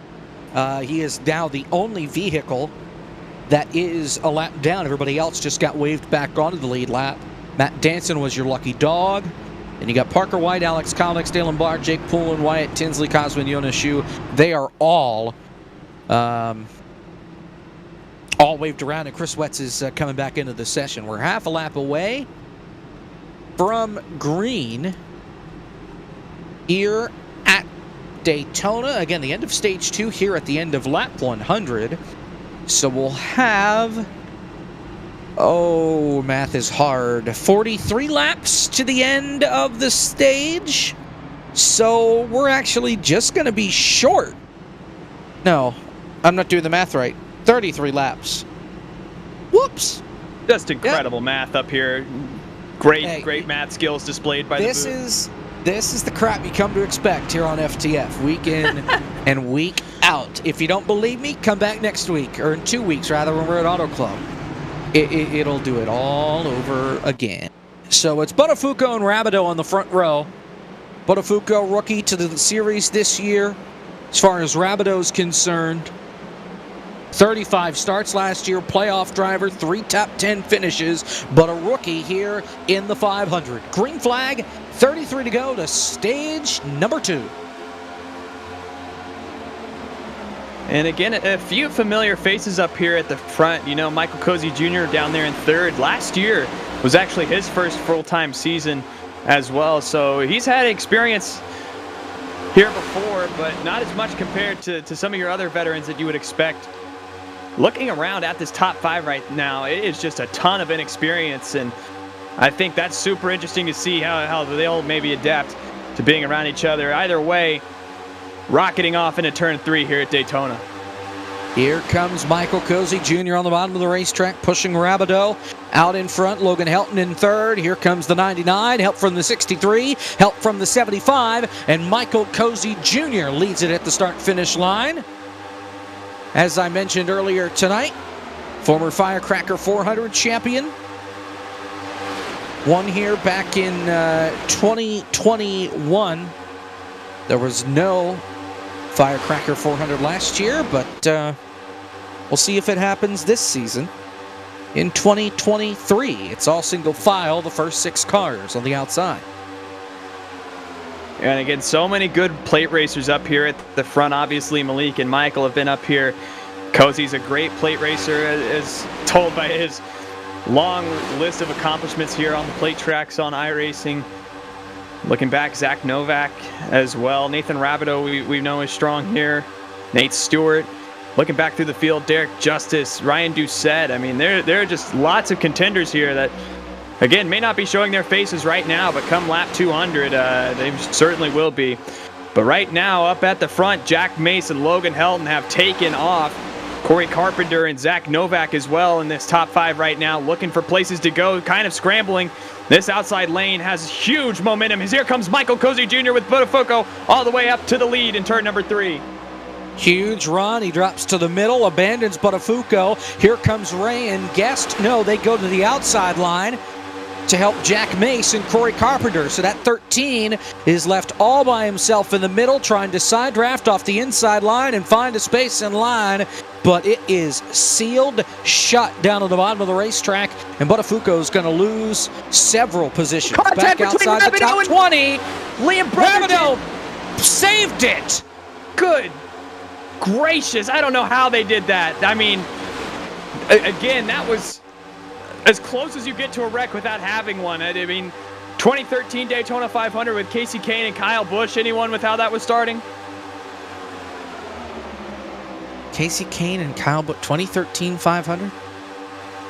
Yeah, it was a pretty forgettable 500. I don't blame you. All right, your eyes do not deceive you. E-Racer is in the chat saying, and I quote, "We're going to do our best to do one this year, Jacob," smiley face. If that is an announcement on a Firecracker 400, eyeball emojis. Anyway, James Pike, what do you got for us? Simple note from Nathan Rabideau to the field and to the broadcast team. I'm sorry. I owe everyone out there a new pair of pants for that one. My apologies. Oh, did you try and talk with somebody there and cause that? No, I didn't talk with him. He just came on radio and said that to his team, and I figured I'd relay that. He wanted to make sure the message get out there. So, trying to be a good public servant of mine. All righty, well, thank you, JP. Novak, your leader right now. Rabideau's still hanging in there. Here comes Ray. Here comes Guest to the outside. Driver's trying to throw the block up there. Matt Spalding in particular trying to get in front of him and just have him get pushed to the front. Here they come to turn number 1, and he's out in front by a car length. Actually, that's Helton out in front over Spalding. And you saw with Jack Mace there just getting launched, hung out to dry there. Malik Ray now looking around. Matt Spalding going to go into the wall, and he's going to just tag it. He broke his ankles. Yeah. He broke his ankles. Yeah, that's a pretty good way to describe that. He tried going up high, and you see, it's got to be so inspiring for Malik Ray. You know, the amount of confidence you have with Michael Guest behind you. This dude's going to go with you no matter where you go. So you can try moves like that because you have somebody backing you up, where that might not be the case for somebody like a Nate Stewart with Derek Justice behind him, where you may not see the guy behind him go with him if he's making that aggressive of a move. And I think that's what makes this duo so great, is just how in tune they are with each other. Here they come off turn 2. Chris Wett's the lap car in front of the race leaders. He's about to go a second lap down. I'm sorry, a fourth lap down. He's going to get, I think, 3 of those laps back now because of falling out of the session, but he stays on the racetrack. They're already 3 wide. This is going to be tight here. It already gets tight off turn 4. Let's see if they can make it. Wett stays on the racetrack. Rabideau and Blake Reynolds going to lose a ton of time on the bottom of the racetrack. Meanwhile, at the front, Derek Justice, 3 wide. He's up back toward the front. Malik Ray on the outside. Brotherton on the inside. They did a great job of getting through that. Matt Spalding had a huge run and again was almost taking it 4 wide there, which at turn 4 in Daytona is just flat out not going to work. They were already tagging the wall up along the high side. They did a great job keeping it together right there. Now you're starting to see a breakaway up front here between these front five. And Michael Cozy Jr. and Daniel Buttafuoco want to say something about that. And they had an interesting dynamic going for just a second, but I think being side by side here is going to let this second pack quickly merge back with this lead group. Yeah, that's what I'm thinking. If they would have stayed single file, they would have had a shot to break away, even though Ray and Guest leading that second pack, it would have been tough anyway. But for right now, here comes Ray, Guest, Spalding up on the outside line. Drivers on the inside want to go. Here comes Buttafuoco to the outside. Somebody who we saw a lot last year in the NASCAR qualifying iRacing series in our second split coverage. By the way, I believe that is coming back next Thursday, or rather this upcoming Thursday, 9 o'clock Eastern, except we're on the top split here from Daytona, and I believe it'll be the three of us, Caleb, myself, and James Pike, that'll be here with you for that. That'll be already my third year covering that stuff. It's been an adventure covering it throughout these couple of years. Back downstairs to Pike. Just something that I'm noticing, just bouncing between a lot of the team chats, between Norse Force, between Nexus, between First Four, between the FTF Drivers Club. Everybody is seeing the strength of Malik Ray and Michael Gust, and there aren't a lot of people that want to work with those two because everyone knows that they're so strong. Lots of comments of, oh boy, it's these two, or I don't want to be anywhere near them, or we have to work to beat them because they're going to come around and beat us if they don't. So those two make a very formidable team, arguably the strongest pairing we've seen up to this point in the Barr Visuals FTF 500, but when they are going to be fighting the majority of the rest of the field, can the strength of those two be enough to put themselves in position to win this race? We'll have to see. Right on board with Nate Stewart back here, part of the meme team. Right now, he sits toward the back of the field. No, I'm sorry. He's with his buddy. He's with his teammate, Zach Novak. I was looking like, where is the four? Where is the four? Oh, he blends in with the guy in front of him. They're both running Sunoco cars. Yeah, and starting to see a lot more of that right now. Guys working in duos. The Altus Esports boys were together for a little bit there right in front of Malik Ray and Michael Guest, who have obviously kind of started this whole duo thing so far this week, and you see they're going to peel out from behind Ryan Doucette, Michael Cozy Jr. right now. But again, I think strength right now. Oh, Sean Butler tagged the wall big time, and that's going to check up that outside lane, which now only consists of Ryan Doucette and Michael Cozy Jr. Big moment there out of the 32 machine. He's another guy that could work or look to work in a duo, rather. Here comes Guest and Ray once again. Matt Danson, Daniel Buttafuoco in front of him. I thought they were going to pull to the middle there down the back straightaway, but they stay in line. Let's see if they move this time around. They stay tucked up all together in the outside line as we are coming to 20 this time by. Laps to go in stage 2. Here comes Ray and Guest up the middle. Buttafuoco tries to put the squeeze on, but Malik's Ray says, I don't care, I'm coming through. Oh, almost big from Michael Guest right there. Matt Spalding with a huge push off of turn 2. Got that car squarely. And again, almost a big moment right there. Malik Ray is going to abandon his buddy and Michael Guest and then come right back down in front of him. Got that push from Daniel Buttafuoco, and we almost wadded up 10, 15 cars there on the backstretch. Oh, and Malik Ray really slid up there off the corner, holds up Buttafuoco. Guest to the bottom. The dynamic duo split up for the time being. Let's see how long it takes for them to get reunited. Probably not very long. It's a choo-choo train at the front. Your first car on the outside right now, Parker White. Remember him? He sped on pit lane. He's back up inside the top 10. And here they come off turn 2. Blake Reynolds leading the middle line.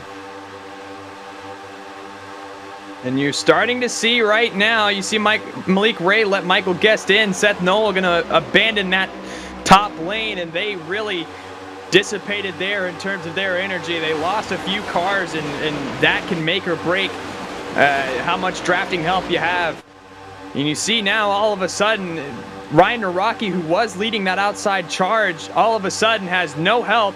And it's Michael Guest and Malik Ray who are 10, almost 11 cars back from this lead group. And he gets abandoned there. Guest almost gets up and into the wall. But Naraki at least has the pull off a couple of cars in front of him. Justice is one. Spalding is up there, as well as Parker White.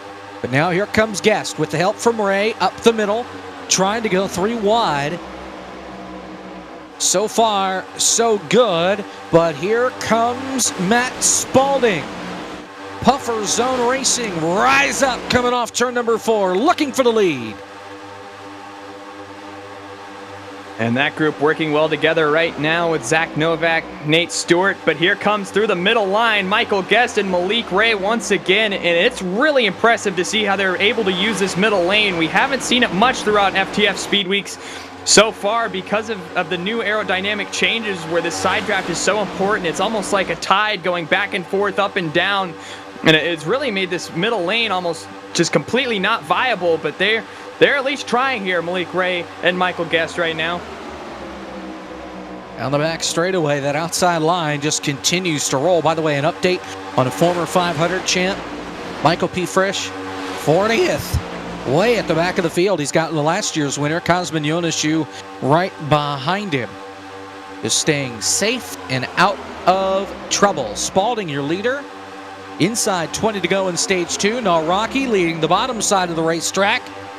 And his last win in 2020, he's trying to get to the front and lead some laps.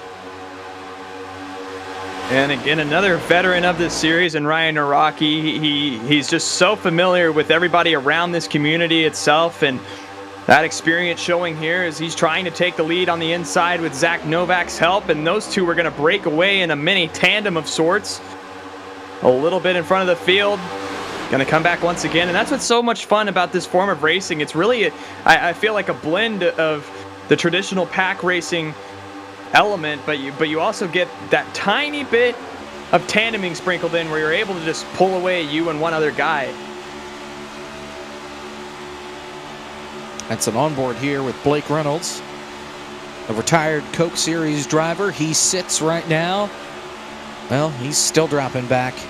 He's back in the 19th position, stuck in the middle, 3 wide, has no help. And you can see he's having a grand old time right now. Things a little out of control down the back straightaway. And that element as well is so important here. You can't mentally drain yourself before we get to the back half of this race, because as long as this is felt right here, you know, looking in about an hour, almost an hour and a half into this race, and we haven't even gotten halfway yet. So to be in a race this long, you've got to just focus yourself and make sure that you're not just mentally tired before the end of this race, because it is a grueling 500 miles here of just staying focused and paying attention to everybody around you and putting yourself in position to be on top here at the end of it. And it's a lot of strain not only on the drivers, but also on the equipment they're using, the wheels, their computers, all getting in a workout here in this 500-mile race. Zach Novak to the outside. He's going to take the race lead, coming to 14 laps to go in stage number 2. We're about halfway through before we get to pit stops, and we have a couple coming to the pit lane here. Seth Knoll,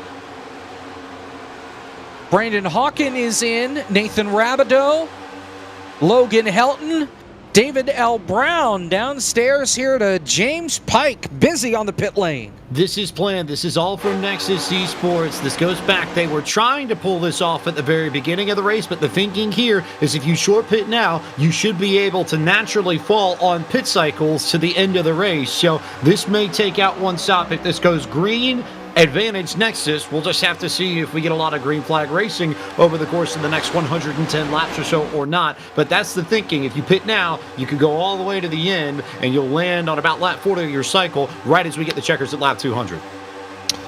We'll see what these drivers decide to do here, JP. Right now, we're coming to 12 to go here in, 13 to go.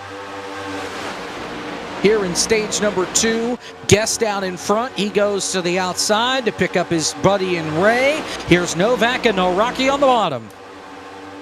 And that group that did just peel off on the inside to go to pit lane, you might have noticed there Brandon Hawken in that 99 not donning his traditional purple and white, and instead in the Nexus Esports yellow, and that's just been an underrated pickup for them as well. Looking at FTF alone, he's been in the playoffs the last 2 years, 10 career wins with 4 coming last year, 60 top fives. Contact! Heading into the tri-oval, Spalding bounces off Danson up into the outside wall. He keeps his foot in it, and everybody is all good for now. With 12 to go in the stage, almost carnage at the front of the field. Sorry, Caleb. All good. I mean, my goodness. I just don't know how we haven't wrecked more in this race, because it feels like we've come close to wadding up the field, 4 or 5 times already. And the fact that they keep avoiding these huge messes is just a testament to how good this field is. Getting close to halfway. We've only had 2 cautions, one on lap 11, and then the crash that we saw on lap 64. 11 to go here at the start-finish line. Novak to the outside. Guest is still going to go up there, even higher toward the outside wall. Here comes Ray, and now Novak is going to get split down the middle. Novak to the outside, to the middle rather. Noraki to the bottom, and the outside lane. Michael Guest clear by 2 car lengths. And that's big right there. Again, getting these 2 split up, but even looking ahead, 10 to go in this stage. And in stage 1, we saw this is really where it started to get racy up at the front. Guys were starting to get aggressive with their moves because they knew go time was coming. And all of a sudden, sitting inside 10 laps to go, if you want to be a contender for this stage win, then you're going to have to start making moves now. Remember, no cautions at the end of the stage. We keep on rolling unless the field crashes, and I do not believe they close the pits when we get to 2 to go in the stage. 10 to go here to the halfway point and to the end of stage number 2. We go back downstairs to our pit reporter, James Pike. What you got for us? Nope, never mind. False start. Offense. The entire offensive line. 5-yard penalty. Second down. Nonetheless, they're 3 wide back here. Brotherton in the thick of it. Basin. You got the 30 of Matt Danson as well. But they're all good for now, coming to 9 laps to go. See Nate Stewart trying to lead this second line by using that side draft on Ryan Noraki, the 3rd car in line on that inside. That's going to suck that pack back. And all of a sudden now the 2 Sunoco sponsored race cars up on the outside, working well together so far. They've been a really dynamic tandem group working.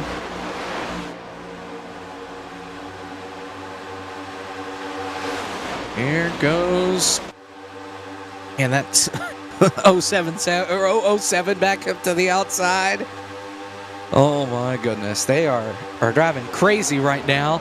Nate Stewart trying to lead the thing up here on the outside. Help down on the bottom from the 9 of Guest. And Malik Ray going to stay out in front for now. Coming to 8 laps to go. Oh gosh, I cannot do math tonight. 8 laps to go. Jake Poulin says that he has to pit in 2 laps. He's at the back of the field.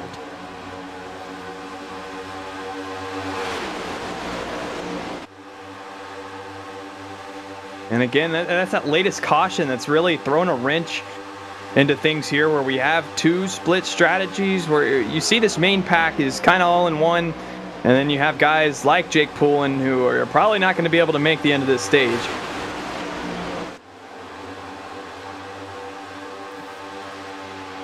Here's this second pack that just came off the pit road. Now to James Pike.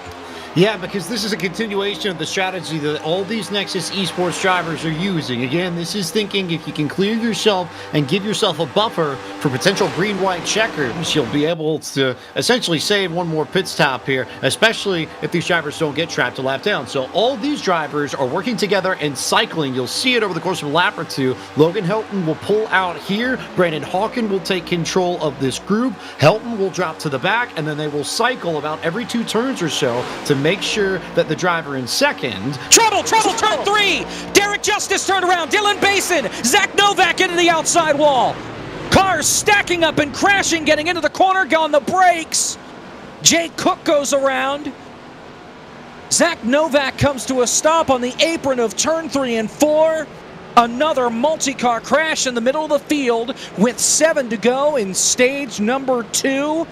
And I'd love to know, James Pike, what that does to the strategy. We'll get an update on that in a moment. That's Jonathan Oates that's gone around. I'm not quite sure how the 73 has gone around, but he did. And now that 053, I think he's out of fuel. No, not yet. I know he said he was close and that he has to pit soon. But nonetheless, it was in the middle of the pack. Derek Justice was around, and not a ton of damage and not a lot of race cars in it. But once again, it's right in the middle of the pack. And oh, Basin and Danson are the two that made contact. Yeah, it was actually up even further from that. Nate Stewart was kind of straddling that middle line, using that side draft to work his way up. Lost the momentum, came back up in front of Dylan Basin, got them stacked up. It was that contact between Nate Stewart and Dylan Basin that really stacked up that outside lane and caused everybody else to go around. And once they started scattering, they got 3-4 wide, and there was just nowhere to go. And oh man. That 04 of Dylan Basin, I believe that's his second crash that he's been involved in tonight. And you're right, it's off of Stewart. Here's the onboard with Oates. He is way back out here. And oh, Kevin gets hit. And what happens to the 73? How does he go into the grass and floor it?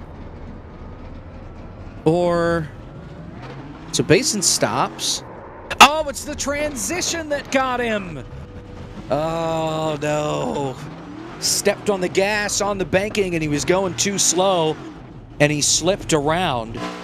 We have pit stops, except for a few. We've had a couple here stay on the racetrack.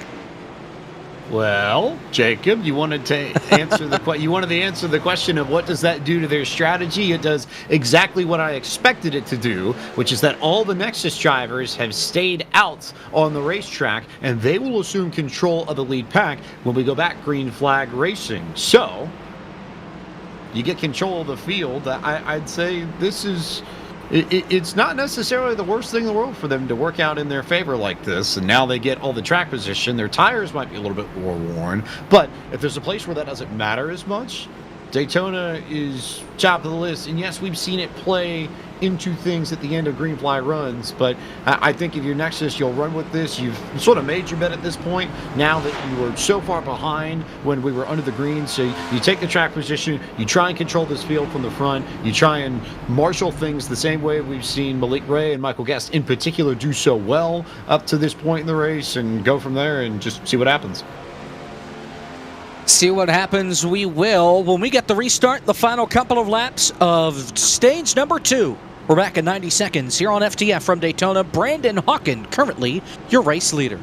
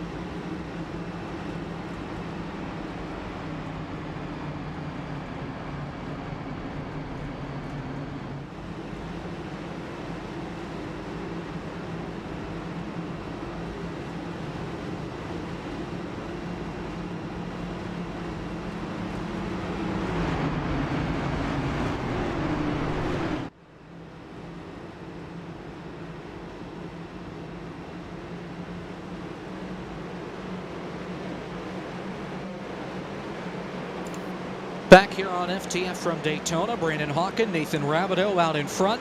3 laps to go in stage number 2. Green flag, the Nexus cars out in front. Guest and David L. Brown, well, he's one of the Nexus cars, so it's Guest and Brotherton, the first 2 out there that aren't Nexus, and here comes Guest to the outside. Right away, help from Malik Ray. Rabideau shuts the door in turn number 1. That was a great move from Nathan Rabideau there, and for this strategy to really play out to perfection, it needs to be these Nexus cars out front in control of this race. And Nathan Rabideau, now with help from Michael Guest, has kind of cemented that now, as it's 2 Nexus Esports cars leading the way here at Daytona. Here they come to turn number 3. Brotherton with a big run to the inside. Hawken decides to go to the middle. That opens up the door for the 010, but here comes Guest out in front, pushed by Ray. Coming to 2 laps to go in stage 2. They slide back up in front of Rabideau. It's a 4-car breakaway up top. 2 to go, stage 2. We saw on lap 11 these 2 out front with that first incident that brought out our first caution of the day, and very quickly they worked all the way back up from that and now have control of this race. But Nathan Rabideau, with help from his Nexus Esports teammates, wants to say something about that. Down the backstretch here at Daytona. Let's see what happens. We're coming to 1 to go in stage 2. Remember, no caution flag at the end of the stage. And oh, by the way, the yellow line rule, that doesn't exist. You can pass below the double yellow line here in FTF. That is legal. Coming to the white flag in stage number 2. Guest and Rabideau side by side. And these 2 groups just neck and neck as they go through turns 1 and 2 for the final time. Michael Guest now, with help from Malik Ray, able to shut the door just a little on Nathan Rabideau, but doesn't want to leave the second part of his duo. Ryan Naraki on the outside as well. He wants to say something here. If he can collect his stage, win another one of the full-time FTF drivers down the Daytona Superstretch for the final time in stage number 2. Here they come down to the start-finish line. Oh, contact! Rabideau up the hill, in and Naraki. They're all good for now. Here they come. They're 3, they're 4 wide. There's almost contact. Naraki trying to block Kolonix. Far stuck in the middle. Guest is going to win the stage. They're still 4 wide in the middle of the tri-oval. There's contact, and there goes Parker White into David L. Brown. Dalen Barr is around. Seth Noel is around. 5, 6 cars in it heading to turn number 1. As well as Brian Mercurio. He gets a piece. That's, I think, his 3rd wreck of the day. And they crash headed to turn number 1 after the stage. Michael Guest, winner of stage 2. And no stage cautions, you say. We might as well have gotten one right there. But 3, 4 wide, and that's something that you have to think about here, is just trying to get it settled back down. Everybody trying to push for these points. And you see it right here, just a little bit of contact where you run out of room, especially here at Daytona where the track surface is so narrow. And it was just a slight bit of contact, I think, between David L. Brown, Budafuco, Parker White, that little mini pack in there. Man, oh man, just a little bit. That's all it takes. Goodness gracious. And that was super impressive there out of Liam Brotherton to not spin that car and just let the seas part in front of him and keep it on track there.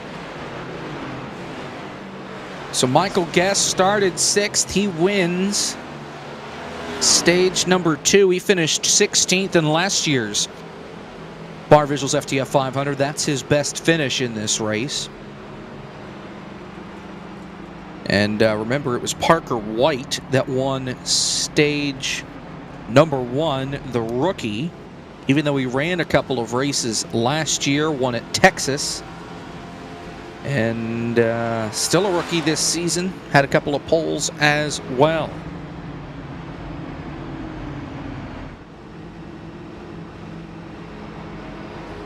So Michael Guest, your leader, coming to 98 to go, and pit road is about to be a very busy place. And it looks like everybody's going to come to pit road. I'm really interested to see how this plays with strategy here, Caleb, because We were talking during the break that the Nexus guys may have a shot, and, well, this caution kind of threw a wrinkle in things a little bit. Yeah, it does for sure here where, maybe you don't have that advantage. And that restart was kind of worst case scenario for them. They got broken up there, and you saw Michael Guest and Malik Ray able to kind of maneuver around them to get the stage win from them. So I just don't know if that really went to plan for them, but it was good in theory. We might see something here similar for the end of the 500. Keep in mind, we are officially now in the latter half of this race. Something that didn't go to plan, Derek Justice's pit stop. You know why? He missed his box, so he's going to have to come back in and pit, and he will restart from the tail end of the field. Let's go to James Pike. Little nugget I picked up from Daniel Buttafuoco and Michael P. Frisch, both hanging out with Norse Force as per usual. Buttafuoco made the point, I'd love to be back there with you, so why not we just sort of play this pit stop out and get back there? So sort of dropped a little bit, and Buttafuoco's now in the back. Mercurio, or rather, Frisch has been running about 40th in this field for most of this race. He and Kevin McAdams in particular, I've noticed, went to the back just to try to avoid all these wrecks. Buttafuoco, I think, is going to do the same thing, and he also came to the radio and said this: Michael, if I need a buddy to work with at the end of this race, I want it to be you. So if they get there, watch for that tandem to potentially go up against the Guest Ray conglomerate that we've seen marshaling this field so much, and put a who knows what kind of fight we'll have for the win, but would be entertaining in that case. Well, Frisch is strong, especially at the plate tracks, and once we get into the late goings of this race, that's when we'll really see some guys show their muscle. Some cars back onto the pit road here to top off, the Nexus cars in particular. Michael Guest, your race leader here, and yes, we are past the halfway point here in the Barr Visuals FTF 500.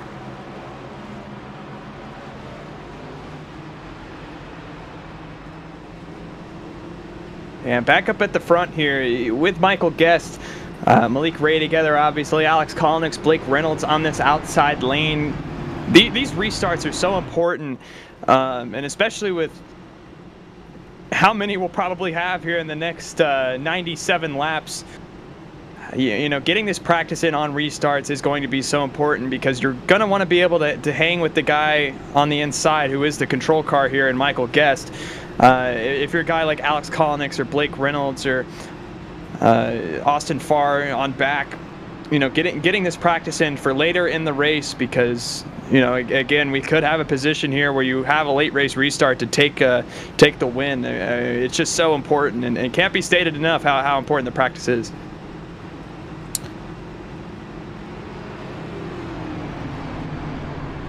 Okay, so the caution has been extended for a lap, and folks are going to have the opportunity again here one more time to pit, because I guess some people thought pit road was closed, but it's not. And there's a good number of folks. There are a good number of folks, rather, coming on to the pit lane once again to top off.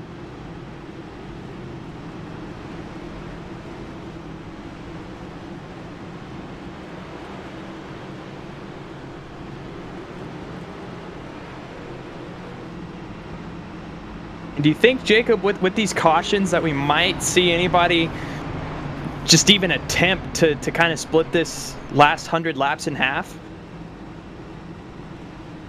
Oof. That'd be tough. They would need the cautions to fall at the right time. I think Pike would be the better person to ask this questions to, but... Well, I ask him to you. You're the best we got. All right, well, you can ask him right now. How about that, Caleb? Oh, there we go. Hi, Pike. Last 100 laps here.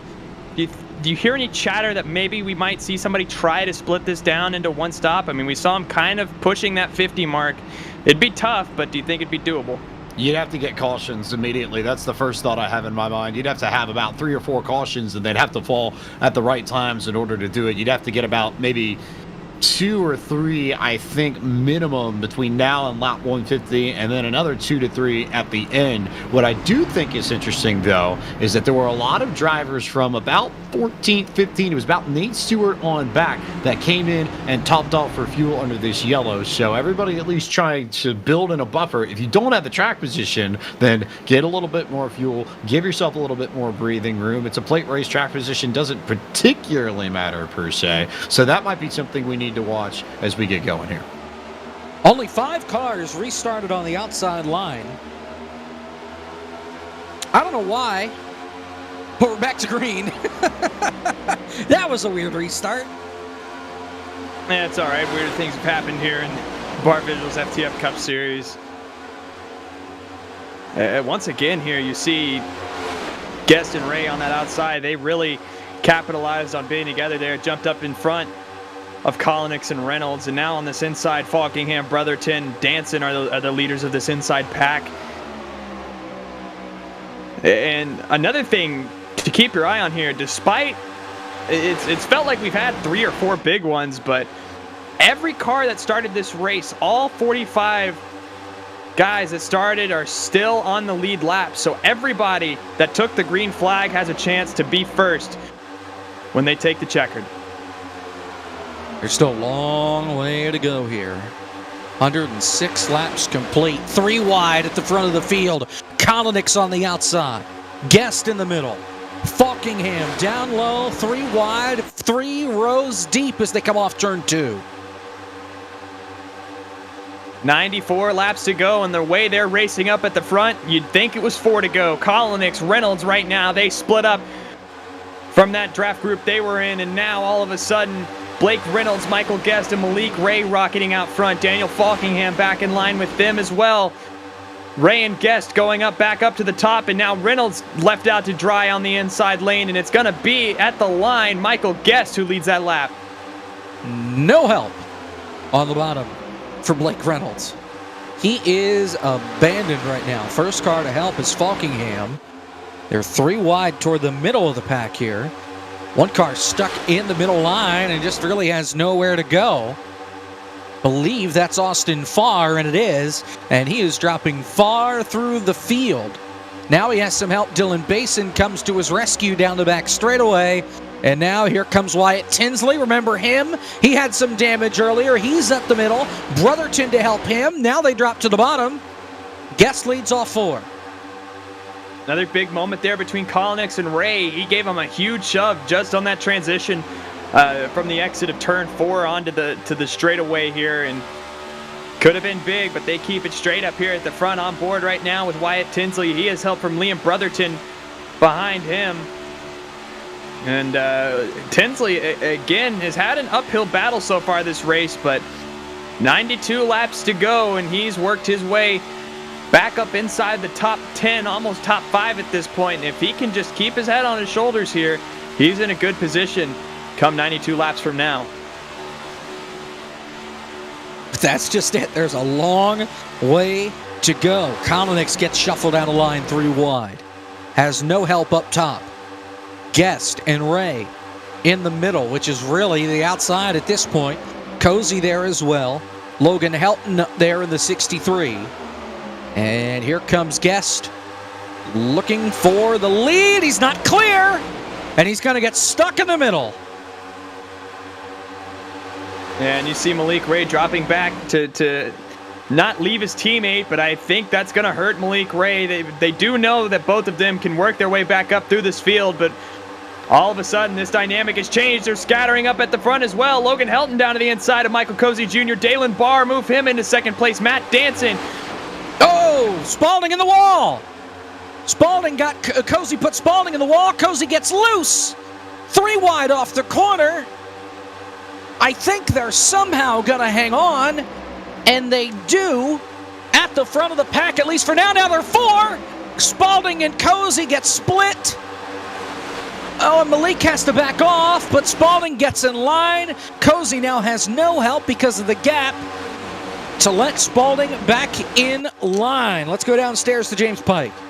in the continuing saga of Guest and Ray versus the field, from nameless spotter in this race whose identity will be protected to protect the innocent and so on and so forth. And I quote, "Those were two really bad blocks from Michael Guest in about 5 laps, and he is probably going to get turned at some point doing that later in the race, and no one's going to feel bad for him." So the field not exactly impressed with the aggression that we've seen from Ray and Guest. But then again, let's be fair, they are aggressive generally on plate tracks everywhere they go. That's who they are. That's how they race. Their idea is to try and control these races from the front and not give up the track position.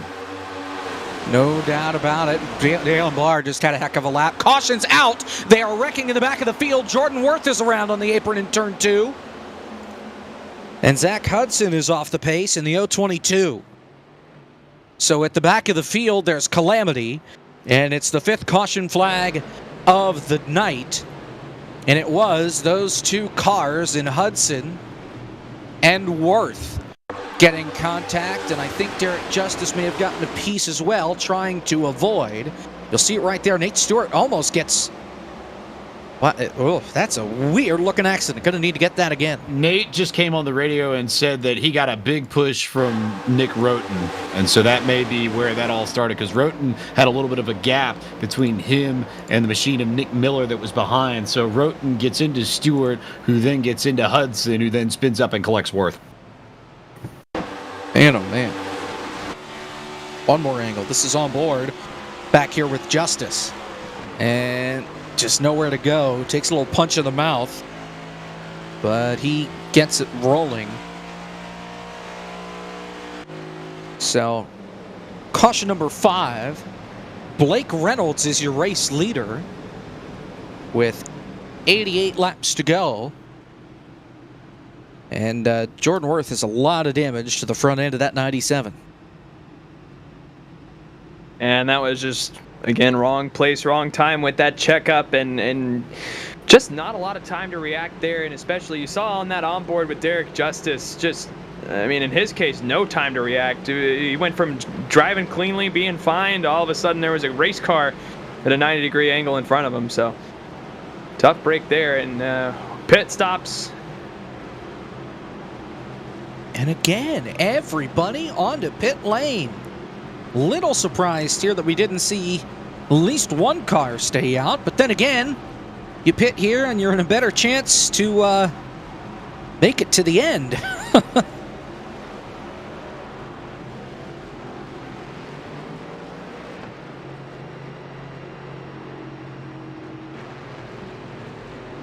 Fuel only. Jake Poulin is your race leader here at Daytona. He stayed out, and he's your leader. Blake Reynolds the first off the pit lane. We'll reset when we come back for the restart. 87 laps to go in the Barr Visuals FTF 500. Stay with us here on FTF.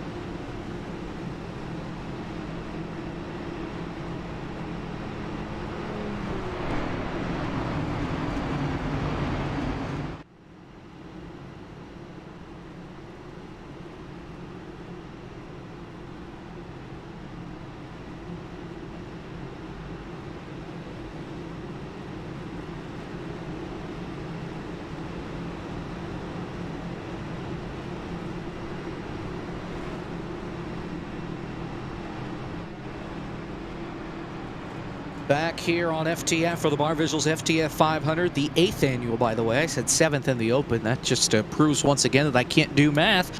85 to go here on the restart, and we'll go to the guy that can do math, at least better than me, James Pike, because we were asking about how many tires the field has left. They started with 7 sets behind the pit wall. They started with 7 sets. That's terrifying if you think I'm the person that knows how to do math. But field average here is about 3 to 4 sets left. Most drivers have come in anywhere about 7 or 8 times in this race already, but they haven't taken 4 tires at all of those stops. Sometimes it's been 2 tires or no tires. There are some people that have 5, and that may make things interesting towards the end. I have to wait and see. Poulin does still stay out. He stayed out at the caution flag, did not pit. He last pitted 11 laps ago. There's a huge stack up in the back of the field, by the way. Somebody did not get going. They're 3 wide back there. David L. Brown in the thick of it. Derek Justice who did not go. Immediately came on the radio and said it. I just heard. Trouble back straightaway. Mace in the wall. Nick Miller in it as well. That second pack has to scatter to avoid. And it's another crash. Cautions breed cautions here at Daytona, and it's mid-pack. The inside line stacked up, and Jack Mace gets turned as a result. Tough night for the rookie. Let's take a look here. We'll begin with Justice and his situation here. What the heck? All right, so this was before the line even. Does he get hit or... Oh, you know what? I bet... Wow.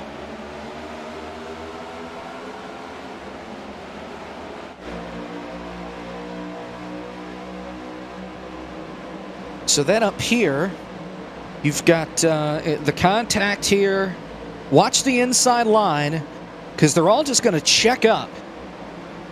The 107 has to lift to get into the back of the 13, and the 1 just can't lift fast enough there in Noel.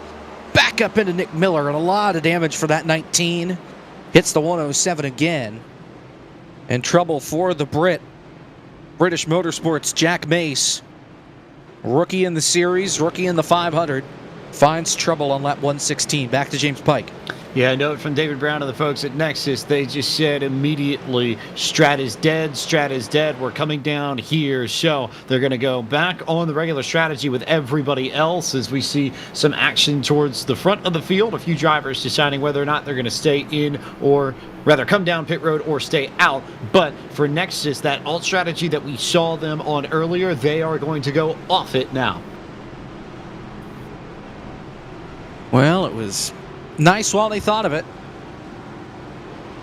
And it doesn't work out for him. Michael Cozy Jr. is your race leader. He stayed out, as well as 8 cars or so. Poulin, Butler, Barr, Danson, Buttafuoco, Spalding, Falkingham all stayed out. Wyatt Tinsley, sorry, Falkingham did not stay out. Wyatt Tinsley coming off the pit lane. He also stopped. It didn't show him in the box, but he did stop. Caleb, why don't we talk to somebody under this caution flag here? First time we've done that tonight. And I mean, looking right now, if I could find him. Okay, he's not in here. I was going to try to talk to Michael Cozy Jr., but we'll have to do, I guess, with second place. That is, there he is. Jake Poulin right now sitting in the second position. We saw you with a few trials and tribulations going on earlier, but you found yourself up in the second position right now. Talk us through the race right now for that 053 machine. Yeah, I've just been kind of taking it easy in the back the whole time. Just, and I find myself just kind of stuck there.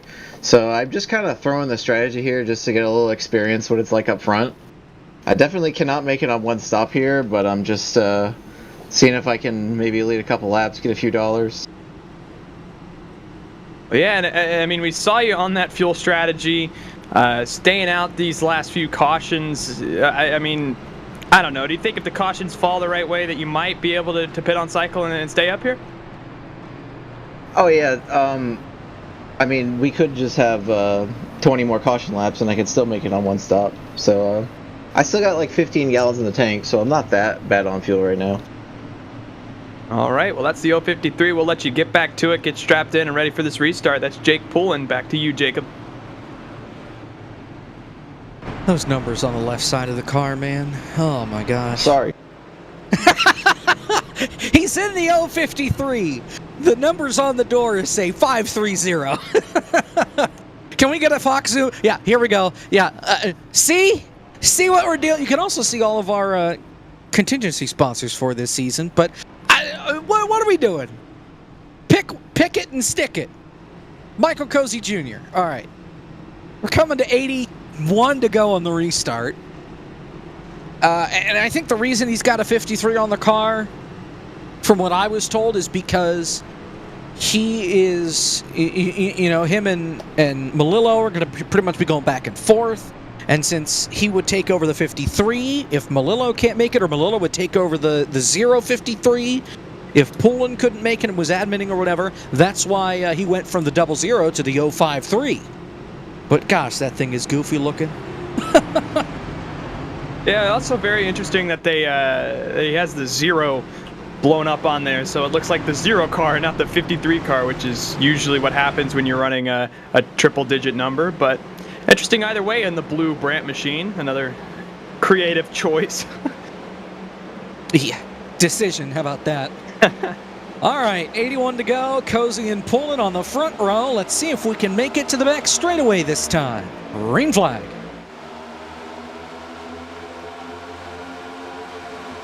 Looking back through the field right now, again, that outside lane kind of stuck together, and expect them to have the momentum. Actually, Daniel Falkingham, I believe that is, dropping down in front of his fellow 54 car.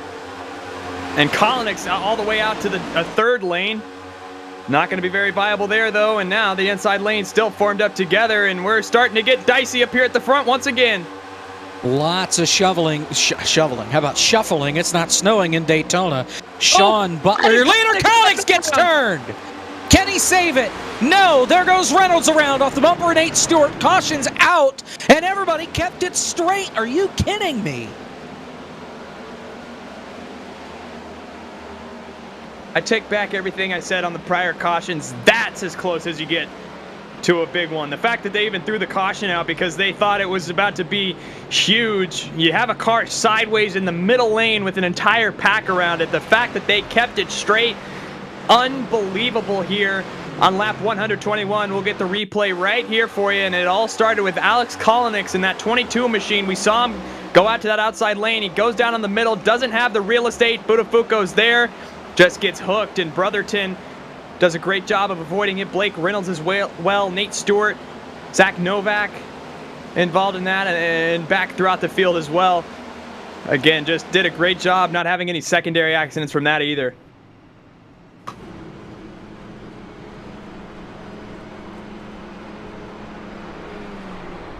Goodness. Well, cautions breed cautions. We only had 3 cautions before halfway. We've now had 4 in the last 20 laps. Well, and again, I mean, getting this late in the race, it's just so hard to stay focused the whole time. 121 laps through, we're almost at the point where this would be a 500-kilometer race, which in itself is just so long. But the fact that we have 80 laps to go still, even after that, you're going to start seeing guys get desperate as we get into the closing stages of this race, and with that desperation comes more aggression, and that aggression will directly cause accidents, and those accidents just kind of feed into this cycle. We'll be here for a while, but nonetheless, Sean Butler right now in control of the lead here at Daytona. Yep, just making the night a little bit longer here. Our average time is still looking pretty good. We're looking at about an hour to go here in this race.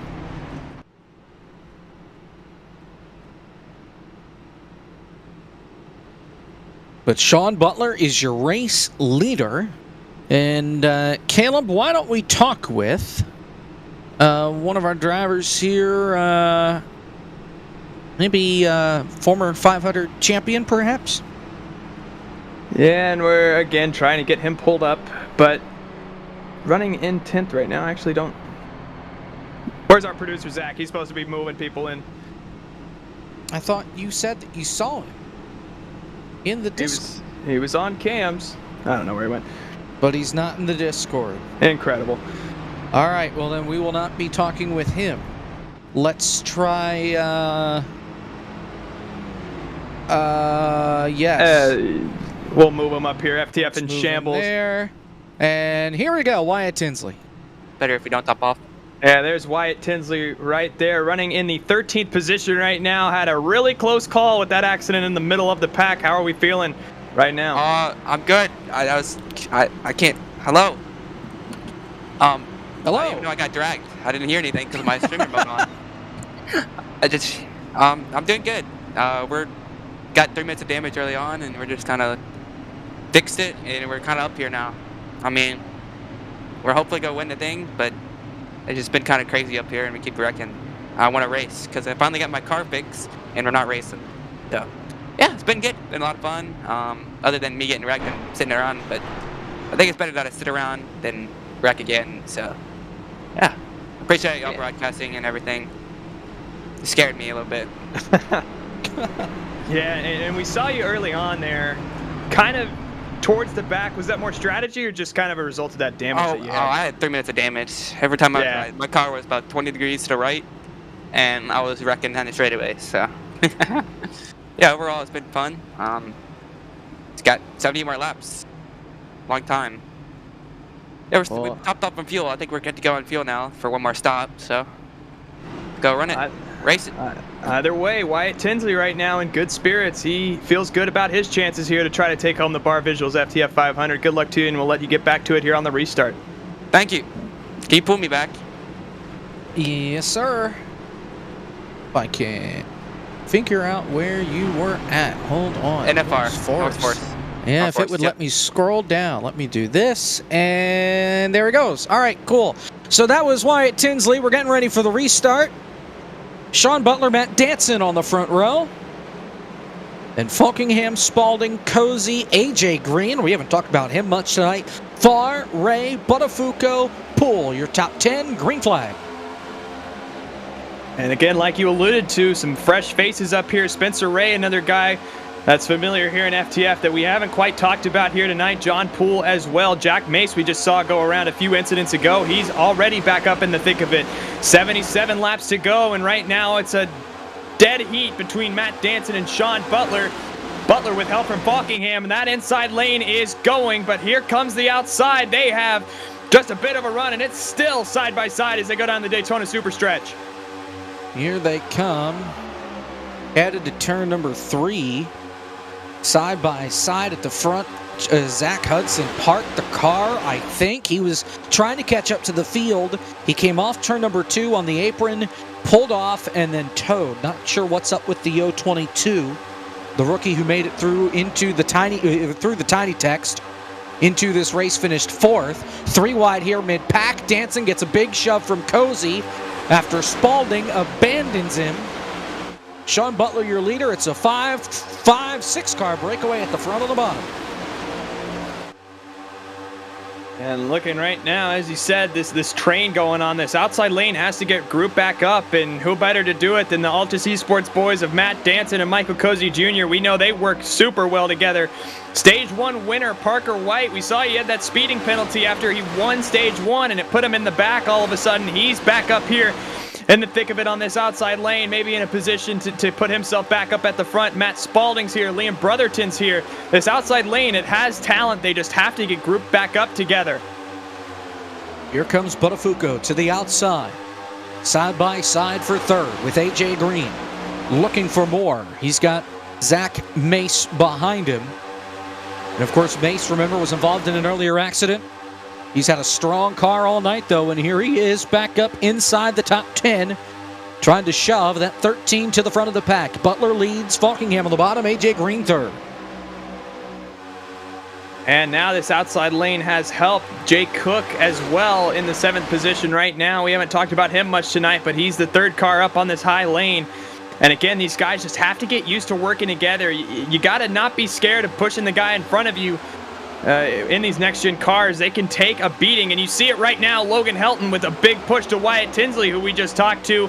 He said he felt good about his chances, and here he goes, working his way up inside the top 5 and maybe taking a shot at the lead. Second in points a season ago, rookie in the 500 this year. But here he comes off the corner, side by side for second, side by side for the lead, and car number 20 with a huge shove from Logan Helton. Wyatt Tinsley pushed out in front. He'll lead the Barr Visuals FTF 500. And that shows you what good pushing can do. There was about a 7-mile-per-hour discrepancy as they went down the backstretch. Wyatt Tinsley, the leader, you saw that huge run going about 203 to Sean Butler's 195. And if you have somebody that's willing to just lay that front bumper in the back of your car, then you can go places. As we've seen so far, you can really just move back and forth at will if you have the know-how on what you're doing. And Daniel Buttafuoco gonna make it 3 wide. Wyatt Tinsley dropping down to the back. And the difference there with Sean on the bottom, Falkingham was overheating, had to back off. He apologized to Sean over the radio, but nothing he could do there. He had to get air to the nose of the car to cool the engine off. Logan Helton now your leader. And you're right, Wyatt Tinsley has been drop-kicked back. He's P9. He's on the inside line behind Jack Mace, about a car length back. It shows you how quick things can change here at Daytona. We've seen it all day, but Wyatt Tinsley, who led that last lap, just went from first all the way to 7th, almost outside of the top 10 at points during that lap. Big block from Buttafuoco as well. Almost had a moment there, but we stay green, we stay clean. Falkingham leading the outside line. Help from Buttafuoco as they make their way down the back straightaway. Here comes Novak to the outside. Big stack up top. Here comes Novak to the bottom. Dancing gets blocked all the way to the grass by Mace. Mace is going to lose a lot of time. He apologizes. They're 3 wide, 2 rows deep here coming off turn number 4. Helton leading the outside line. Falkingham on the bottom. Novak in the middle. And right now, all that help is on the outside lane, and you're going to see that. Here is Buttafuoco. Oh! He's going to turn himself across the nose of Sean Butler. Caution flag is out here at Daytona as they spin back into the pack. And Garrison Hogan gets a piece. Michael Guest gets a piece. That's all at low speeds. Daniel Buttafuoco turned around, and he got the worst of it, chopping off the nose of Sean Butler. And there's lots of displeasure going on over the radio right now, and we'll get that replay for you right here. But we saw 3 wide, 2 lanes deep, and Daniel Buttafuoco thought he was clear of Sean Butler, and you'll see right here he was not. And just comes down to complete that move. The only problem is there's a car right there. And again, great job by everybody to avoid it, but spinning back up into the pack, making more contact back here. And all of a sudden, Daniel Buttafuoco, who was inside the top 5, is going to have an uphill battle with only just about 70 laps to go in the Barr Visuals FTF 500. One more angle. On board with Sean.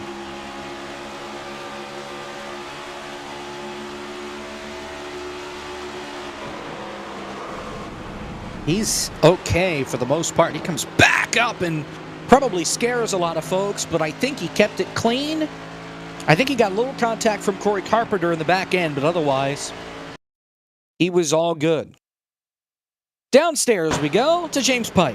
I was just going to bring it up right before that yellow flag came out that there was a lot of coordination right before that happened between the North Force drivers. Wyatt Tinsley and Jack Mace and Daniel Falkingham in particular were trying to line up work together, and they were going to include Buttafuoco in that, but Buttafuoco was not in their channel in Discord. He had left, which had not been the case earlier in the race. Their speculation was that he may have had issues. It may have been a drop connection thing with Discord. He sacrificed it to make sure that his connection in Sim would be all right, but worth noting that when that happened and when Buttafuoco came down on Butler, he was not in the Discord. There is the chance that he may have been trying to fix that back up and just misjudged it, wasn't paying attention, whatever, and got into Butler. But that's certainly a possibility, as it looks like everybody, for the most part, is going to come down on pit road for service, for fuel, and for tires. Looks like it's 4 tires for the vast majority of competitors, save for Derek Justice, who stays out. So That'll be interesting to factor into things. And Justice did stay out. He did miss his pit. That was a choice on his part. So how does that factor into things, Jacob and Caleb? Well, we've got contact on the pit lane. The way it sounds, I believe Nate Stewart may have, Nate Stewart coming out of the box. Brian Mercurio coming into the box. Crashing on the pit lane. Here we go. So watch Stewart, because he'll come down, he'll make his stop, and there's the contact. 41 trying to get into his stall. 4 on his way out. And there they go.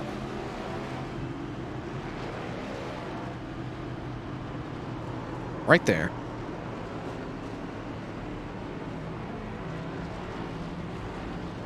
And that's tough there between Brian Mercurio.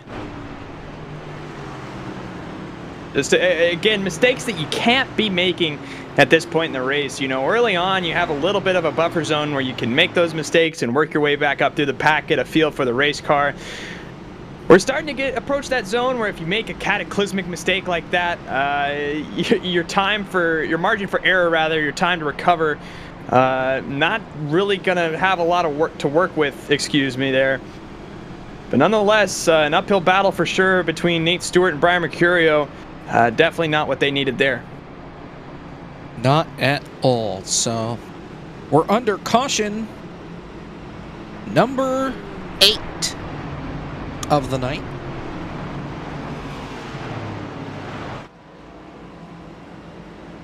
Got 68 laps to go, and we have 1 lap till we get back under green.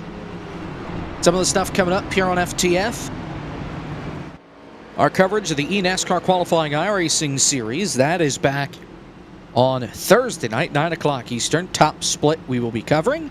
Myself, Jacob Hitz, Caleb Hoffman, and James Pike will be here with you for that. And then I think we have the rest of the weekend off because of Speed Weeks, Real Speed Weeks, and the Daytona 500. We are back. The FTF Cup Series is back in 2 weeks' time. Saturday, February 25th, from the Auto Club Speedway. 9 o'clock Eastern is when we will be live there. That is our first trip of 2 to the 2-mile track. It is the second race on the season, and it is the penultimate race on the season. So we will be there in November to end the series, or pretty much end the series as well, before we end the series itself at Atlanta the next week. Justice and Cozy on the front row. 67 laps to go in the Barr Visuals FTF 500 green flag.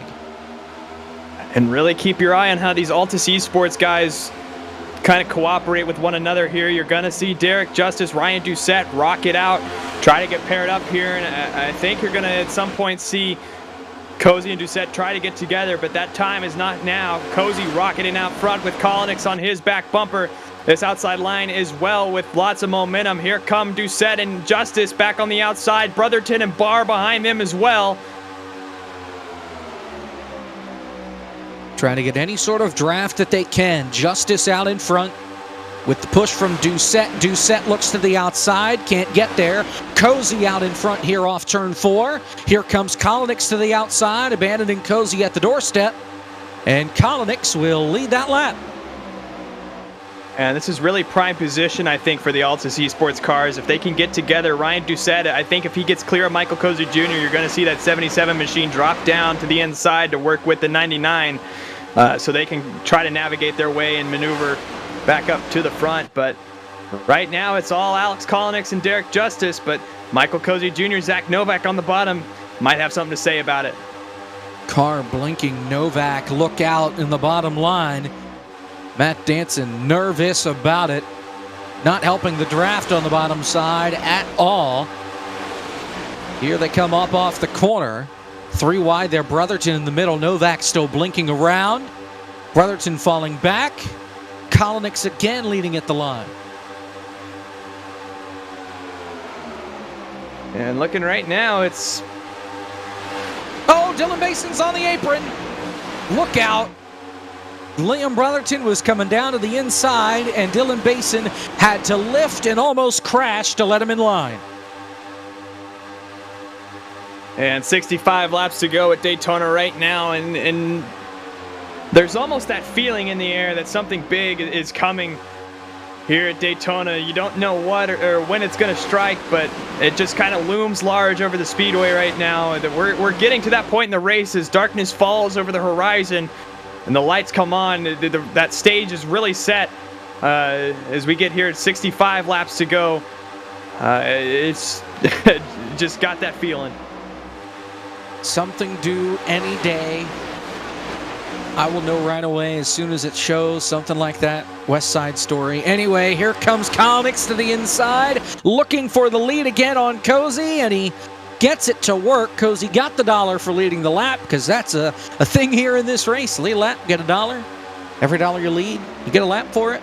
And he's been trying to lead one for 136 laps. He finally got it that last time by, but now Collins gets right back out in front. And that was really just a textbook pass by Alex Kolnick there. You saw him drop out when he had that momentum, so where he didn't bump Cozy in front of him to help him at all. And then the way he was able to just pull right in front of him cleanly, that's just about as good as it gets here from Alex Kolnick. And you're starting to see everybody kind of straddle this top lane where that momentum's just a little bit higher. And I think if they stay together, don't make any big moves, that they have a shot of getting this to be a choo-choo train. Well, we're getting close here to a point where we're going to open up the window for stops within the next, 25 laps or so here in this race. Doucette, big run down on the bottom. Blake Reynolds giving him a push. Derek Justice trying to side draft, and it's not going to work. Here comes Ryan Doucette to the front of the pack. He will lead at the line just barely over Kolnick. Still side by side, but that inside line is hungry for the front.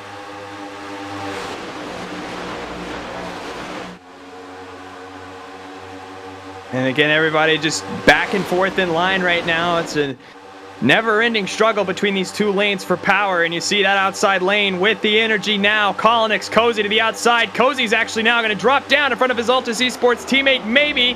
Yes, he was really indecisive about it, but he's lucky that he had a teammate there to kind of cope with him as he thought about maybe sticking on the middle line, but eventually going to drop down in front of Ryan Doucette. Once again, his Altus Esports teammate, and Michael Cozy Jr. might lead this lap. Depends on the run Kolnick is going to get here, though. He leads it. Seth Knoll leading the middle line, trying to surge back to the front. But it's the two Altus cars working together. Not anymore. Doucette to the outside. Couple of cars bounce it off the fence. They're still good. Here comes Reynolds to the middle. He wants to have a shot at the lead. This is really the first time. Oh, big. Almost there between Liam Brotherton and Blake Reynolds as they tried to get stacked up. I was going to say this is the first time we've seen a middle lane really start to form, but as soon as it formed, it dissipated.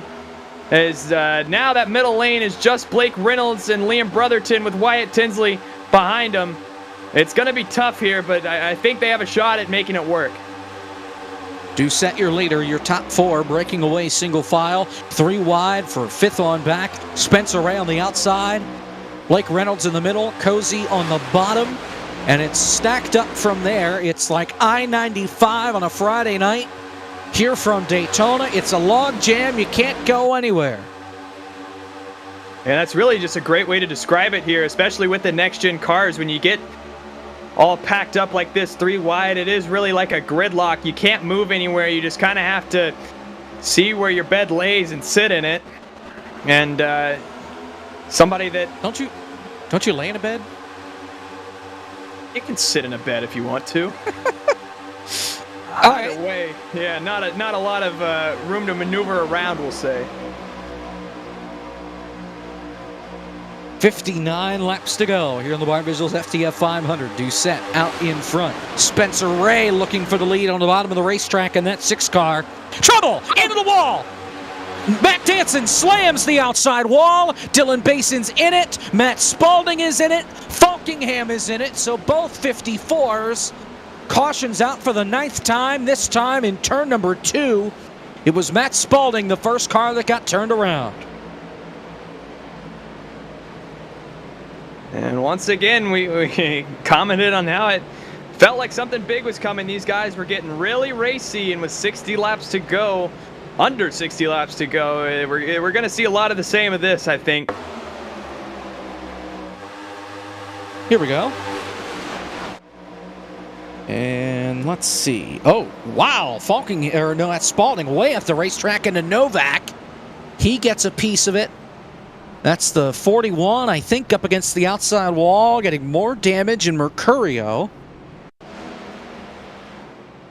That was very, very weird. Another angle. Just comes up the racetrack, and it's almost like there was a little bit of an internet discrepancy there in the contact. Oh! And they wound up in the fence. Actually, I think that was Jake Cook on the outside, not Mercurio. Hold on, and back up at the front, we had contact as everybody was trying to get settled back down between Alex Kolinix and Ryan Doucette. It wasn't enough to spin Doucette, but he did get a fairly large tap on the back bumper of that 77. And Kolinix came over the radio, and he said he was looking at his other monitor and wasn't really paying attention. Either way, it's pit stop time, and who other than James Pike to tell us about that? Indeed, pit stops here for a lot of the leaders. May see some differing strategies here. This is sort of in between that point in the race where you know you'd be good to go. This doesn't necessarily help you make it to the end. I know there are a lot of drivers that are thinking just top it off and get as much fuel in and try and shorten that last pit stop. There are other drivers that are thinking, well, we'll probably have about 5 or 6 more yellows anyway. And then we have to consider there are a lot of drivers that are going to have to repair damage and repair for the second time. In particular, Daniel Falkenham and Zach Novak, I know, have already been in incidents, so they're back in for long pit stops to try and get these cars fixed up. But let's also consider that some of the people that have gotten torn to pieces, Wyatt Tinsley in particular stands out to me. He was part of that very first wreck, had a ton of damage on the right front, and has been able to make his way back up into contention. So I think we have to ask the question, how much damage is enough to actually take you out of contention in this race? Yes, you'll lose the track position if you got caught up in that incident. You have to stay down on pit road to get your car fixed up. But we haven't really seen anyone fall out of the race per se. So it's something we may have to keep in consideration and think about. Yeah, there were a couple of guys that got meatballs here from this crash. Matt Danson was one. Jake Cook was the other. And we'll see if that has any sort of carryover for them. Right now, Jay Cook still in the pits. Danson is back in the pits. And Zach Hudson still, by the way, after him towing, he is still on the pit lane. 21 minutes there. He is 21 laps down right now. So we are under the caution flag here at Daytona. 56 to go now. Pit stops pretty much underway and done. We have 1 lap to green. Blake Reynolds is currently your race leader. He won the race off pit road, rather. And Blake Reynolds has put himself in great position here so far. And while we're waiting around, I think we've got him on cams. Go ahead and talk to our leader in Blake Reynolds at number 66. We saw you win the race off pit road, now in control of this race. What do you think the key is to staying up here?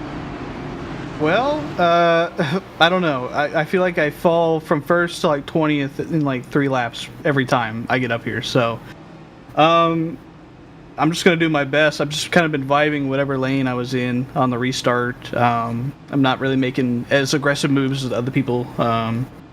Just kind of hanging out with my first 4 teammates. That Discord channel is a mess, and I'll just leave it at that. It's just been very entertaining all race, and I'm having a good time so far. Well, if you're trying to stay up here, no better way to do it than having Spencer Ray, one of your teammates, to your outside. We'll let you get back to it on this restart. Good luck, Blake. All right, thank you. That's the driver, the number 66 there, Jacob. I want to shout out to Brendan, by the way, for rating the broadcast. 33 viewers, bringing them in for the final 55 laps of the Barr Visuals FTF Cup Series. Barr Visuals FTF 500 here from Daytona.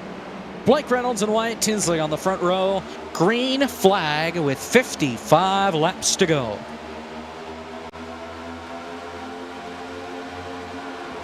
And Blake Reynolds, you see maybe too big of a buffer here out in front of the field. And now he and Wyatt Tinsley just hooked together at the moment.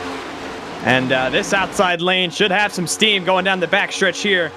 55 laps to go from the Daytona International Speedway. O'Connell blocking down to Butler, and Butler almost wrecked him, and Butler immediately hops over the radio. That was sketchy stuff there on the bottom of the racetrack. And it's starting to see just a little bit of a split here. Back up at the front. Downstairs to James Pike.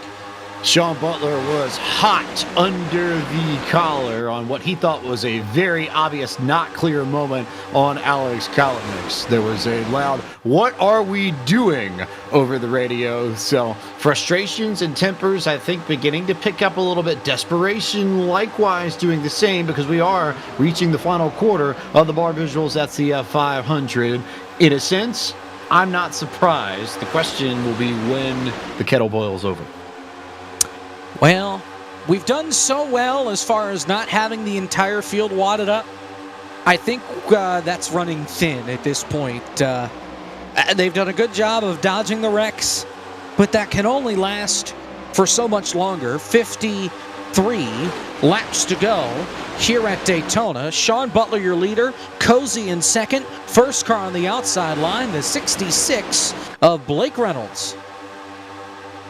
And Sean Butler, especially, you heard Pike just then, can't be pleased when you consider that Daniel Buttafuoco had a similar not clear moment that caused, I think, our third to last caution or something like that. Either way, Sean Butler is he's had a few moments in this race already, not of his own doing, but nonetheless, he's back up here at the front. Him and Michael Cozy Jr. side by side. You see the help from Wyatt Tinsley. That's Jack Mace on the back bumper of Michael Cozy Jr. here with 53 laps to go. These two are in really good position right now. They just got to stay there, and a lot of racing to go here from Daytona. And don't look now. Here come the 9 and the 007. Michael Guest and Malik Ray storming up the middle. Liam Brotherton there to help as well. And you got Wyatt Tinsley up there on that outside line, kind of coming down and pulling them along as Sean Butler continues to lead, but here comes company. See, getting split up right there, and again, this is where Michael Guest and Malik Ray thrive. The fact that they're able to navigate through this pack with one another and knowing that just trusting each other, going where they go and being able to harness the power of the draft here for themselves. And you can see it right here. It's trying to split the middle. Not sure if they quite have the room there. It's going to split up Sean Butler and Jack Mace. Either way, middle line, all of a sudden, Michael Guest and Malik Ray have burst onto the scene. They are here in the top 5. They go to the outside. Butler trying to get the push from Cozy. Question is, how long can both of those drivers push, Cozy and Ray, before they start to overheat and need to back off? Sean Butler still out in front. Cozy clear for second. Mace goes to the outside, 3 wide, trying to get around the dynamic duo, but Ray and Guest will close the door up on the top of the racetrack. Yeah, and right now, Jordan Worth just pulled off the racetrack down on the backstretch. Looking at it right now, though, besides Jordan Worth and our 3 who haven't finished or will not finish this race, the entire field, 41 cars are just packed within one another right now. Looking at about a margin of what? 3 seconds, 4 seconds between 41 cars. Just absolutely insane right now. Yeah, so Cook and Danson had meatballs after that crash. They're still on the pit lane fixing those. Don't know what's up with Zach Hudson, but he's still on the pit lane half an hour later. And now Jordan Worth, he is still on the racetrack, but he has lost the draft. Some 24 and more seconds behind your race leaders. 50 laps to go, make it 49 as they head to turn number 1, the final quarter of the Barr Visuals FTF 500. And it's been amazing so far watching all these guys. Again, the fact that we still have 41 potential winners here, 41 cars in contention after 3/4 of this race just speaks to the talent in the field so far tonight. Oh, Jack Mace just blew out of the session. He blinked. He's gone. Look out field. Downstairs to James Pike. And I was about to say that Jack Mace was trying to work with his teammates at North Force to game everything up front and keep Michael Guest and Malik Ray out of control of this lead pack. They were really trying to work together, so that's a big, big blow to North Force's efforts up front. Meanwhile, Ray and Guest still just clicking along as ever.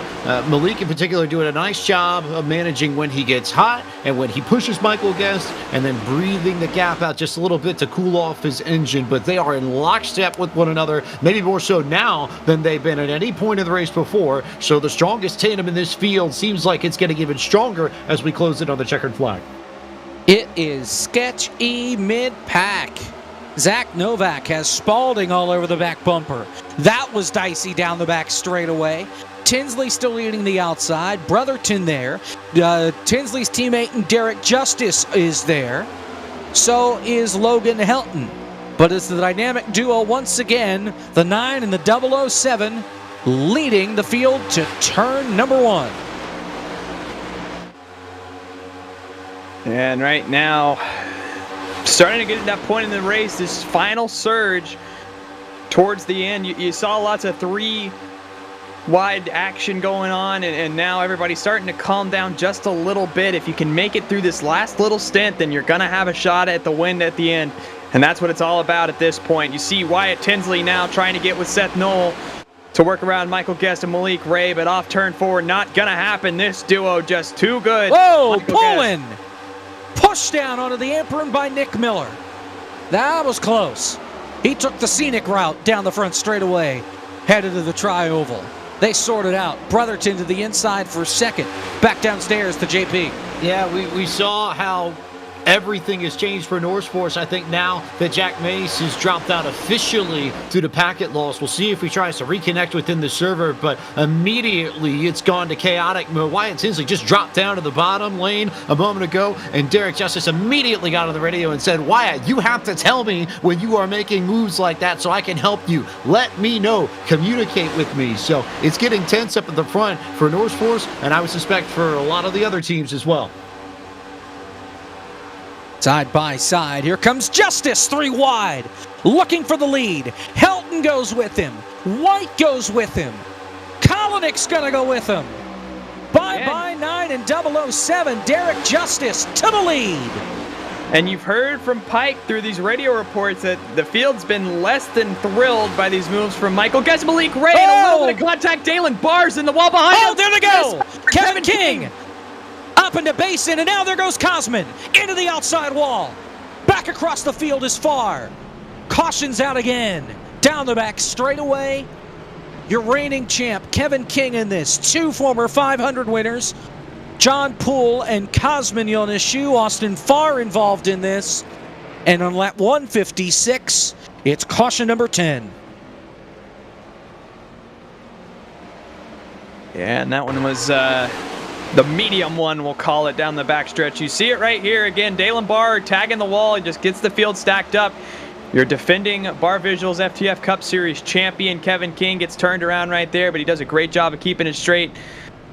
Little secondary contact there, though, with Cosman. Austin Farr and Cosman Yanushu as well. Like, Barr gets put up into the wall, and then calamity. There you see Kevin King. And just everybody scatters. Everybody does a good job to avoid going to the grass, up over the curbs.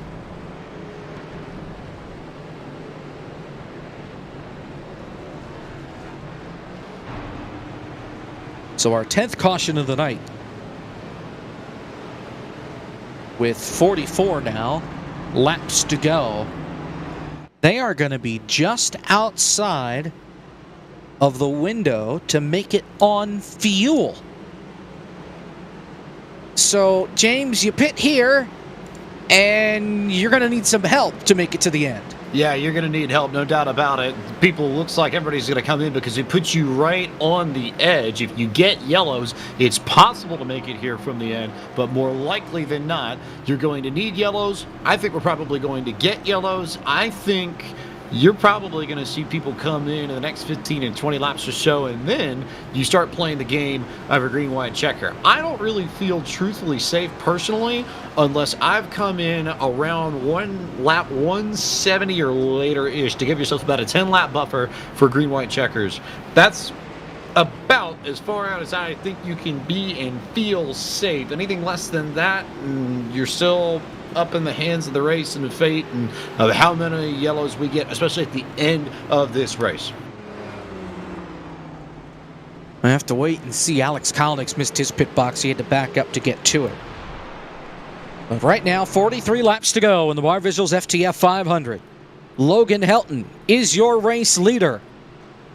Your final 40 laps coming your way next here on FTF. Stay with us. It's the Barr Visuals FTF 500.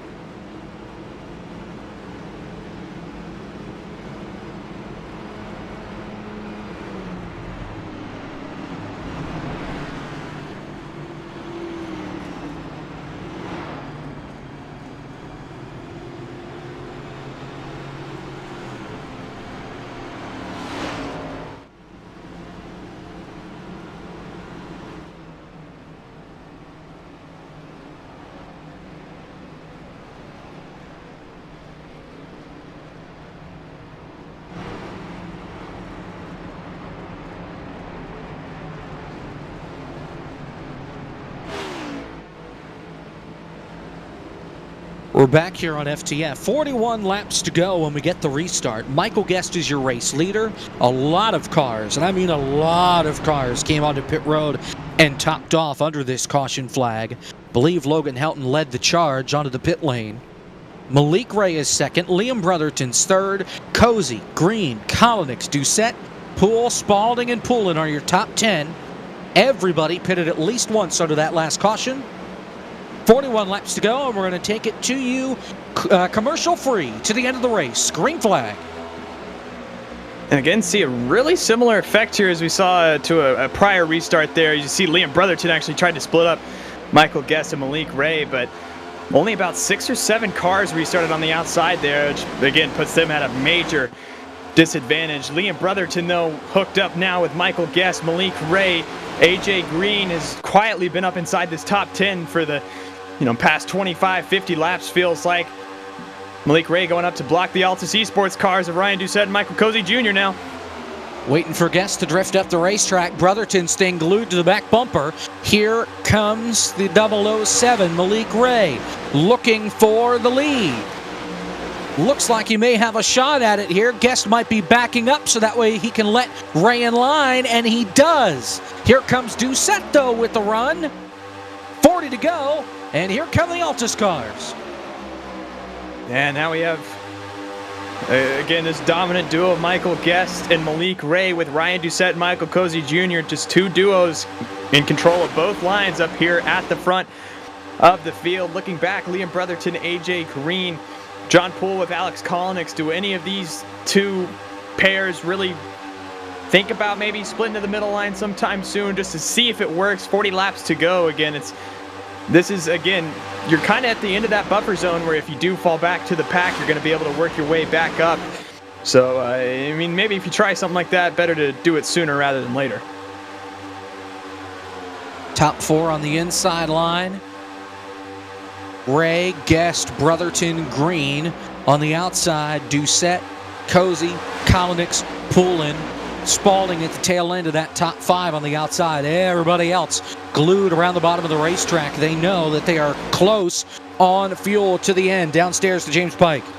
Yeah, Malik just came over the radio and he said, Michael, I'm saving.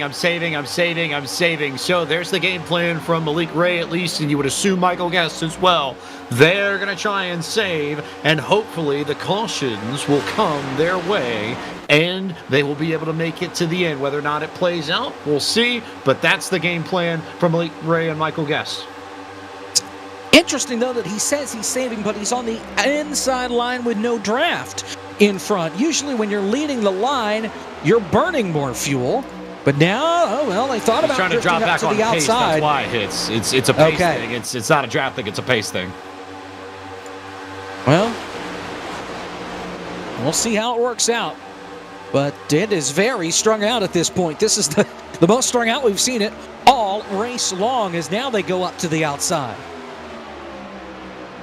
And again, just wanting to sit in line wherever that draft is. That puts Doucette in a weird spot where he, as the leader, you know, you got to make a judgment call here. Do you stay out front where you're, again, going to be burning more fuel by leading this line, or do you potentially risk dropping back to try and save that fuel come 38 more laps? So, interesting spot for Doucette here. At least he's got Cozy behind him, but you see Malik Ray dropping back to the inside here. And he'll pick up Brotherton down on the bottom. They're still making their way backward as, let's see. Well, everybody's still maintaining single file, at least for your top 6 or 7 cars. Doucette in front, Cozy in second, but Caleb, this is perhaps the hardest part about plate racing is running single file in one line. Because of the checkups, it causes a lot more problems than you would think. Yeah, absolutely, and we've seen it here multiple times tonight where, you know, just a small little bump at the front of the field can just reverberate through this top line or bottom line, wherever it may be, and cause a huge stack up. And once everybody scatters, that's where you get some of these big wrecks. So just really hard to kind of dictate these guys in front of you. But either way, looking right now, whoa, big move there out of Malik Ray, but he has Michael Guest to let him back in line.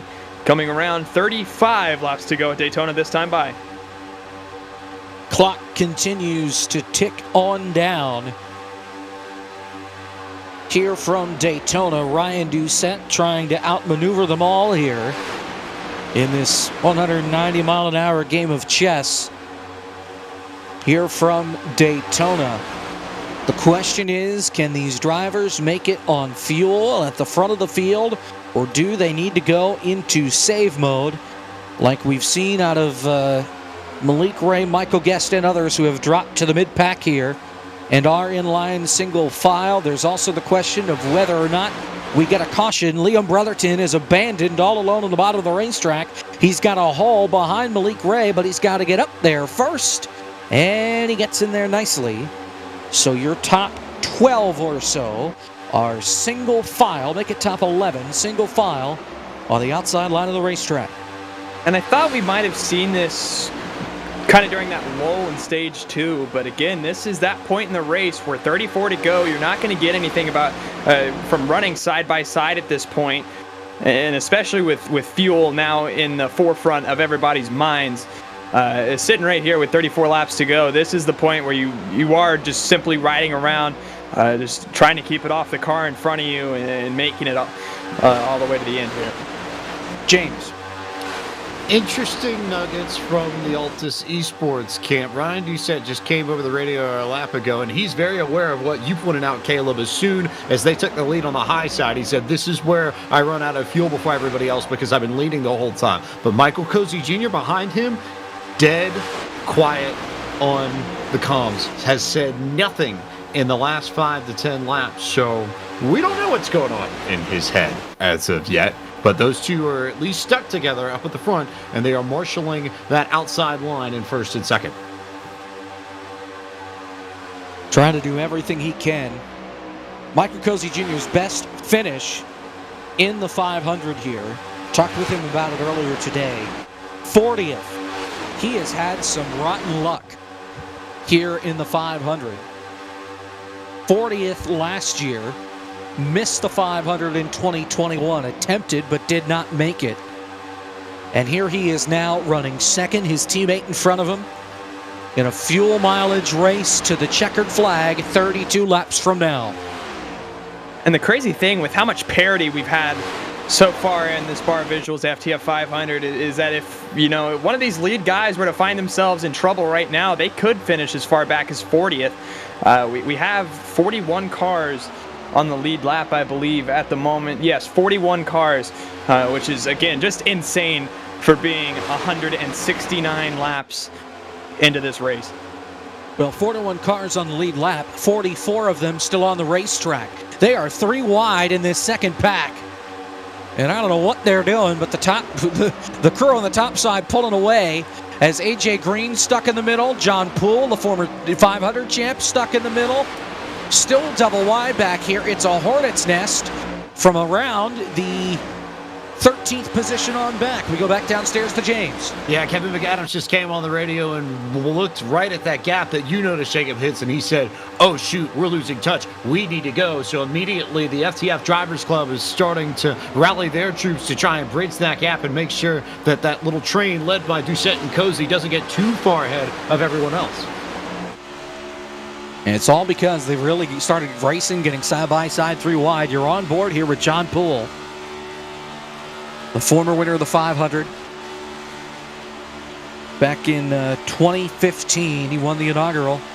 It was 500 kilometers then, 125 laps on NR. How things have changed. Lap traffic at the front of the field, and this may be the godsend here for Doucette. Well, I thought it would be, especially when one of them was their teammate in Matt Danson. Mace is the other. Add Jay Cook into that. They all drop to the bottom of the racetrack. Dylan Basin is in that. He is on the lead lap. He's trying to get a draft and maybe use these cars to help him save a little bit of fuel in the draft by reviving that bottom side. But Jay Cook is very off the pace. Yeah, and Jay Cook really impeding that inside line there, but I think you're right, Jacob. I think Dylan Bason's going to be content just riding behind Matt Danson. And really interesting, as you noted there, that an Altus Esports car right here in Matt Danson didn't go in front of Ryan Doucette. I don't know if that was just miscommunication or what there, but yeah, that's, I feel like, a missed opportunity at the moment because he is keeping up pace with his lead pack, and that would be a way to keep one of your guys in contention here by letting them save. But either way, Ryan Doucette with nothing but clear track ahead of him right now, and he's cleaning the way for this entire field. Well, and thinking about it, if he was to try and pull up in front of the leaders like that, the leaders would have really had to slow down. It would have caused a big stack up on that outside line, and I think that would have caused more harm than good for the Altus cars at the front of the field. Don't look now. Car number 7, car number 9, shoving their way through the middle of the pack. I don't know if they got the green light to go or not, but we're at 28 to go, and they're now leading that inside line off turn 2. And once again, Malik Ray and who else but Michael Guest, and they're just trying to experiment right now, I think, with 28 laps to go. If they work their way up to the front, then good for them, but at the same time, I think you're experimenting here for the end. Interesting though. James, sorry. Yeah, just a little interesting. We've talked a lot about the teamwork between Malik Ray and Michael Guest throughout this race. If you all want to know just how particular they are in the moves they make, Guest and Ray linked up and went straight through the middle of the pack that last time by, and after each row of cars, and I mean each and every row of cars they passed, Malik Ray was calling it out. Clear, clear, clear, clear, clear, until he was there, and Guest and Ray were clear of everybody else, and then they dropped to the bottom. So it is a car by car, foot by foot thing. It is part of the reason why they've been so strong, but that is the level of detail that Ray and Guest are working at to try and control this race, get it to the front, and ultimately get to victory lane. Jack Mace had a moment coming off turn number 2. He got kicked out of line on the inside, and he will lose the lead pack on the apron.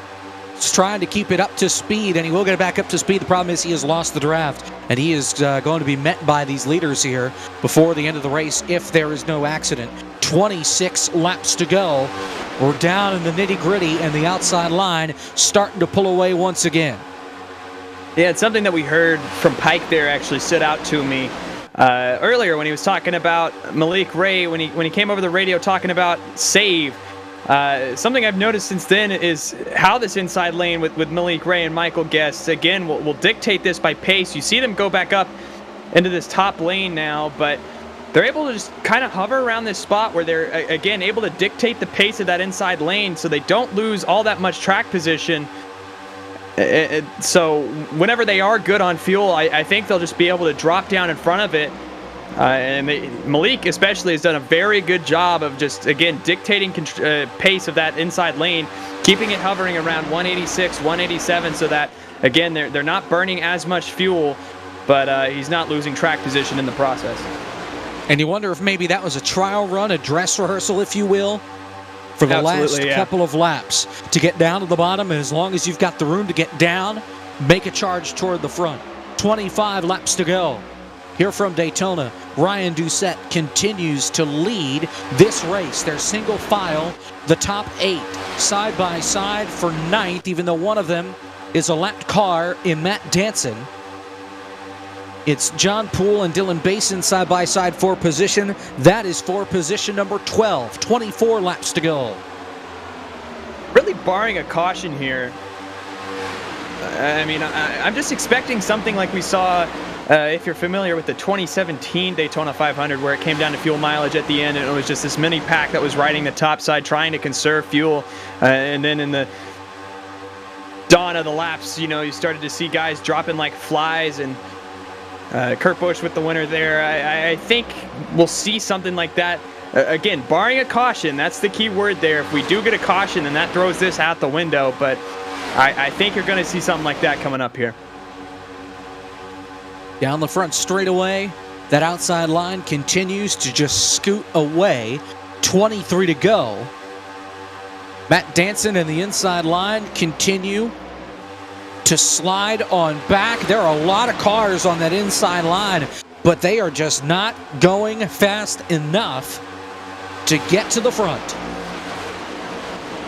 And you're really starting to see this buffer now. If Malik can't get back to Brotherton, then they're going to be in trouble. And again, you heard Pike talking about Kevin coming over the radio saying, hey, we need to catch these guys, because, again, if they're able to break away and we don't get a caution, then 9th on back is going to be out of the running here, because this top 8 is working together so well. Right now, I don't think they're in trouble yet, but if they let this top pack split away, then soon they could be. James. Yeah, let's go ahead and reset the fuel picture for those who are just now tuning in. These drivers all came in on the last yellow flag about lap 57 or so. About 43 laps they needed to go to make it to the end. Most drivers do not think that they will make it to the end. There's some. I know there are a few folks in the FTF Drivers Club that have said that you can do it if you're committed, but Ryan Doucette definitely is not going to make it. Michael Cozy just came over the radio and said he thinks he's going going to make it. Michael Guest and Malik Ray went back and forth with one another. They said that they felt like riding up high with everybody else in the draft was going to be the best way to give themselves the best chance. So here's the question I will pose for you two in the booth, because it's the flip side of the strategy of trying to make it till the end and just go. If you short pit and split this stint in half right now, and we go green the rest of the way, there's a chance that you could pull something off here. It's not impossible, I think. So if you're in the back of this field and you're towards the back of the group, maybe say, Brandon Hawkins, Jordan Worth, then you'll put a Fuko-ish ballpark. Is that an option that you maybe consider, because you don't really have anything else to lose anyway, and maybe you try it and see what happens at the end? It's a tough position to be in, for sure, and that's why they get on the racetrack and we get paid the big bucks to sit up here and ponder about what they could do. Coming to 20 laps to go. Ryan Doucette, Michael Cozy Jr. out in front, and it almost looks like Caleb Cozy is pushing Doucette around the racetrack. He is trying to push this group further out in front, so that way when they will have to come onto pit road, they may have the advantage that if the others that stay out can't make it, they'll be able to be on pit road the least and get back onto the racetrack and still have some sort of track position here. Yeah, and that buffer is going to be one to watch here with Liam Brotherton and Malik Ray being the two ends of that. Coming down the pit lane, I don't know. I just think with 20 laps to go, I can't. I don't know if you can pit from the lead. You just gotta kind of sit in there and hope for a caution. I mean, I know that they're going to be short, but I think we're getting that point where it's just all in at this point. Ryan Doucette, Michael Cozy Jr. again have made their bed and they will lay in it. Look at the gap between 8th and 9th. It's about half a second, just enough for Malik Ray to stay in the draft, but he can save fuel, and these guys may be in the best shot from Ray on back. As long as they're thinking about saving, they may have the best shot to win the Barr Visuals FTF 500, and it may come down to that group of cars. And if it is that group, that opens up the window for yet another first-time winner in the Barr Visuals FTF 500 here from Daytona, because there have been no repeat winners in 7 past races. This is the 8th, and it's coming down to the wire. Here they come down the back straightaway, and interesting, they're dropping to the inside line. Doucette, Cozy, Kolonix, all dropping to the bottom, and they are going to be pitting this time by. Cozy makes the call. The Altus Esport cars to the pit lane. James Pike. This is planned from Altus Esports. Ryan Doucette just came over the radio and almost lost it and does lose it. He does lose it coming into pit road. That's disaster for Altus, but he just came over the radio and said, if we're pacing this group, we are giving fuel, we are giving help to everybody else behind us. Let's come in and break the strategy up. But now that Doucette's completely lost it, if he doesn't get a yellow flag, he's completely out of contention for this now. He won't have any help with him in the draft, and now it may be all by himself. If you're Michael Cozy Jr., to try and make this happen, that was almost executed perfectly, but Doucette losing the rear end and losing that much time on pit road could be a massive dagger into the hopes of any of the Altus Esports drivers to try and win this race. Well, the good news is that Danson pitted with them. Cozy has Danson, the lap car, as help in the draft, and Doucette, if he backs up just a hair, Cosmin Yoneshu pitted as well. He's going to have him to draft. So these two drivers may be able to work together here, those 4 rather, in 2 different packs, but there are miles between them, it seems like. We'll see if they can hold on, but here they come down the back straightaway, the leaders, and Ryan Doucette is in sight of Matt Spalding right now. And again, a huge speed discrepancy right here. Matt Spalding, your leader, they were reaching speeds of about 193 down the backstretch in this lead pack, and Cosmin and Doucette here together going about 10 mile per hour slower right now. So maybe, just maybe, if they can drop back down up in front of this pack, excuse me, they have a shot. But again, that just feeds back into what Doucette was saying, just gifting the guys behind him fuel. 15 laps to go. Here from Daytona. Look out. Here comes John Poole with a big push from Daniel Falkingham on the bottom of the racetrack. We've got ourselves a race at the front of the field, and this could help the Altus cars as well if they can make it and the rest of the field crashes and they come down onto the pit lane. John Poole to the lead. Falkingham to second. Miller to third. Novak fourth. Spalding drops in line for fifth on the bottom. Austin Farr leading the outside now. And that was a huge push to put John Poole in the lead as well. It almost turned him around, got the back end of the car sideways. Either way, Falkingham now with Poole, they kind of shot out just a little bit. You can see Nick Miller, just a tad bit of a gap. On this outside lane, though, Austin Farr with help from Sean Butler, Liam Brotherton, Alex Kolnick. These cars all have speed, and they are coming down the back stretch. Downstairs to James. Well, Michael Cozy Jr. just came over the radio, and in the spirit of Vin Scully, he said, "We are fish sticks." I'll let you all figure out the rest. Well, maybe. Oh, man. Well. Yeah, I don't know. They need a caution at the very least, and maybe some help even then. At this point in the run, I don't know if we're going to get it. It's going to be an aggressive move for sure, and I'd keep your eye on maybe around this Liam Brotherton area all the way back to Blake Reynolds or so is a potential spot for calamity, but it's going to be an uphill battle even if they do get a caution here. Down the back straightaway, your top four, single file. It's Spalding. Then you've got side-by-side Sean Butler and Austin Farr. Sean is leading the outside line with help from Brotherton. Poole has caught the lap cars of Cosman and Doucette. This would put both of them a lap down if they get passed by your race leader with 12 laps to go in the Barr Visuals FTF 500. Just got to be patient here. Liam Brotherton not clear of Austin Farr. He almost drops back in line. That's going to stack that lane up, and Malik Ray's trying to put it there, and that's going to be... Oh, there we go! Kolnick is in it. Back up the track. This is the big one. Spencer Ray involved. Jake Poulin. Blake Reynolds involved. Multiple cars in turn number 2. This changes everything. Take the fuel plans, throw them out the windows. Altus is saved for now.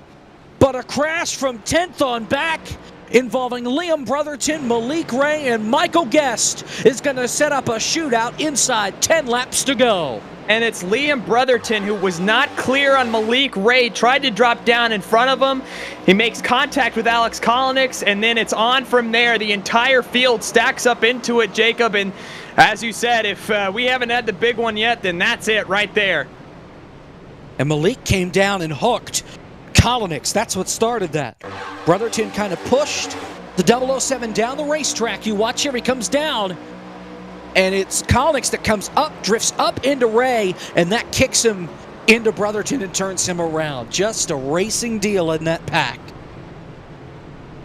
And again, this just completely changes the outlook for Altus Esports. They get a big break there. It's still going to be an uphill battle for them. But at least phase 1 of their plan is complete, where they get the caution that they need. Maybe if they stay out right here, they can get some of that track position and be okay. And if not for Michael Cozy Jr., then for Ryan Doucette especially, and Cosman, who was about to go a lap down there, just a big break for that team right there. Meatballs, Malik Ray, Nate Stewart.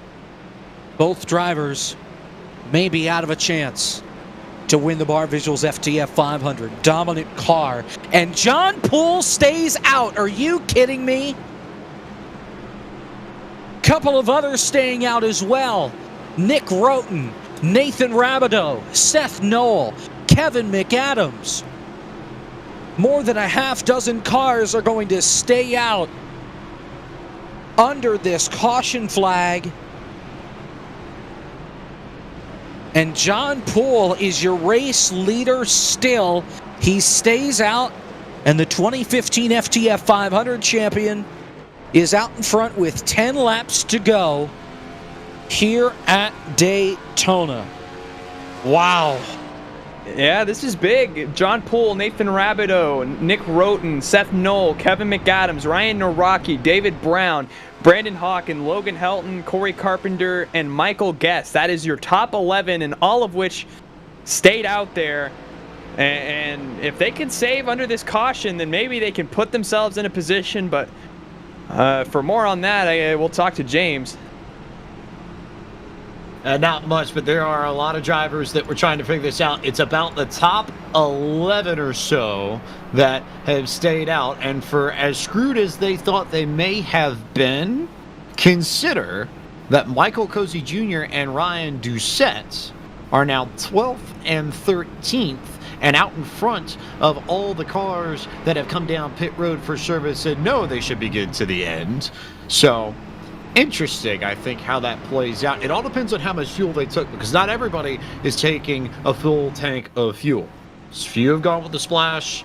Some people may make it, some people may not. I wouldn't be surprised if somebody miscalculates the amount of fuel they need until the end and ends up running out on a green-white checker. If we have one, I think that certainly is in play. So, there are about 5 or 6 different strategies I think that I can see, but this may have been more of a break for Cozy and Doucette than I think they were originally willing to give themselves credit for. The question is whether or not they filled up with enough fuel to be good to go if we have green-white checkers.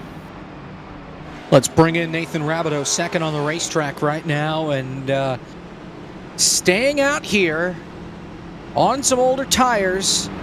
We'll get a restart with 8 laps to go. Your thoughts here under caution? We're just gonna see what happens coming up to the finish here.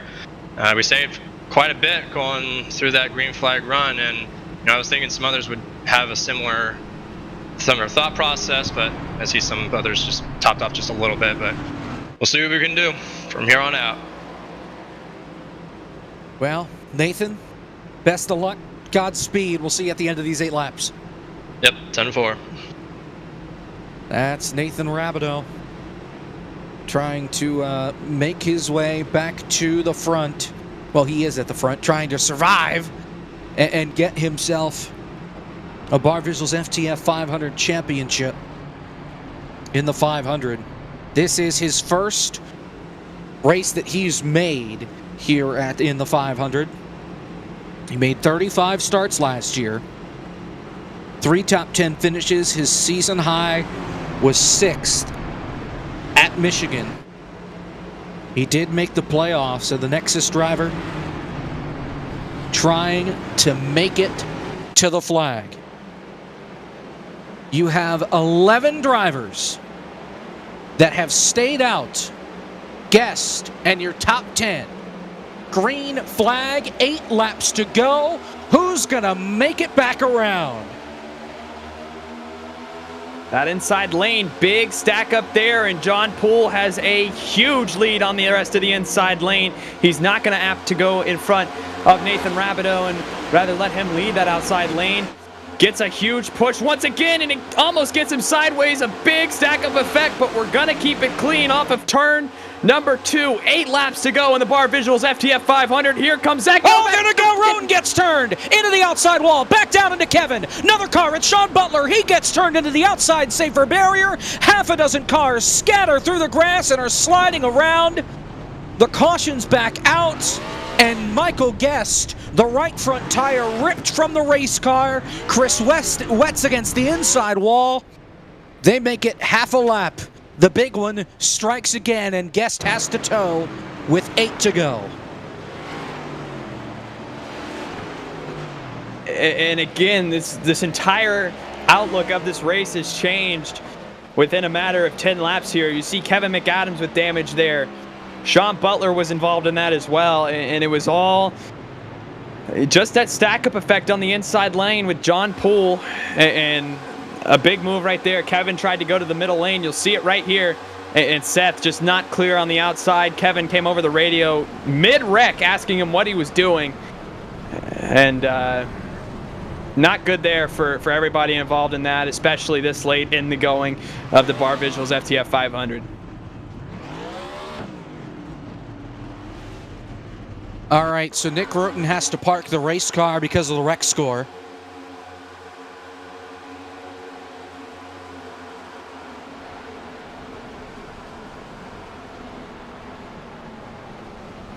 So that's it for the 60. And he's not happy about it, but it's the cause. There you see the 38 involved in this, Corey Carpenter, former 500 champion. So out of the cars that are left here at the front, how many of them have yet to make a stop? Recently, Rabideau, Noel, Naraki, Poole, Hawken, Helton, Brown. Those are the drivers still trying to make it on fuel. You ride on board with Kevin as Roten comes back down the racetrack into him, and that takes out the 9, and I think it's the grass that rips the wheel out from the right front of the 9 and is going to end his shot to win the 500. Downstairs we go once again to James Pike. I just want to point something out here. As I look at the top 10 in particular, Nathan Rabideau, Seth Knoll, Brandon Hawken, David Brown, Logan Helton. You all want to draw the lines between them and make a connection there for me, perhaps? I believe they have all stayed out here and are still trying to make it to the end. And are all on Nexus Esports. So the teammates on the similar strategy, all together, all at the front at the end of this. What if they can come up with some sort of 5-car strat the same way we've seen Altus or we've seen Guest and Ray and somebody? Watch them in particular here over the last few laps. Just have to wait and see. That's our 12th caution flag of the night. And Caleb, our 2 biggest accidents have happened within 4 laps of each other here at the end of the race. Yeah, and that's just a result of being on lap 195 of a 200-lap race. You've sat around for almost 3.5 hours at this point for a shot here at the end. And if you're in the back, you want to get up to the front as quickly as possible. And if you're at the front, you want to stay there. And you see it right there with a block thrown on Kevin McAdams right there. And it's taken you and a few other very fast cars out of the race at this point. You got to keep your head on this late in the race, because if you don't, it's gonna cost you. It's gonna cost everybody around you. No doubt about it.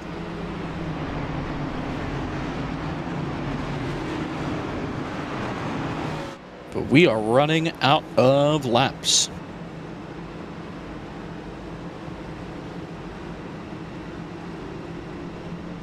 Yeah, and I mean, thank everybody for. Sorry, Caleb. I want to thank everybody for tuning in here while we got the opportunity. We'll have a restart with 4 laps to go here in this race. We have yet to have a repeat winner in the 500. Could tonight be the night? John Poole's trying to do it. So is Ryan Naraki. They're 3rd and 4th. Corey Carpenter is still on the racetrack right now, but he is 37th. Frisch is still out there. He's 23rd. It's been a quiet night for him. Cosman is still out there, but he's at the back of the pack. He's 35th.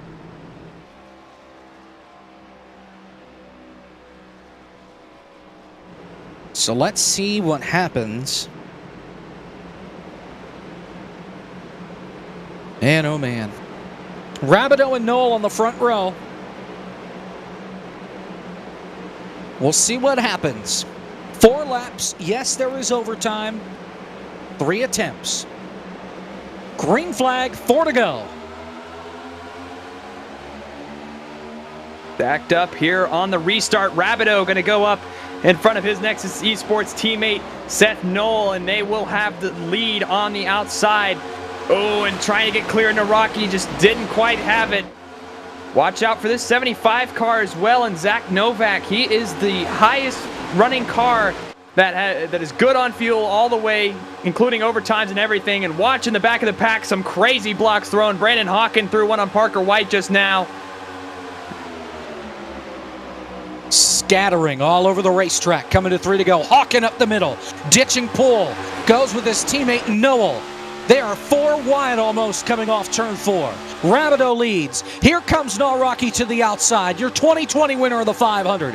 He has the lead. 3 laps to go. Novak to push. Here comes Poole back to the inside. Oh, there goes one car. Down into the apron. Matt Spalding. Can he save it? Yes, they're 3 and 4 wide, but he gets it back on the racetrack, and everybody's good to turn 2. And all of that, somehow John Poole went from being ditched on the outside lane to leader of the inside lane. Here comes Zach Novak around Ryan Nawrocki, though. He wants the lead in the Barr Visuals FTF 500. 3 laps to go. Here comes Cozy. We're 3 wide for second. Nawrocki, big block down to the inside.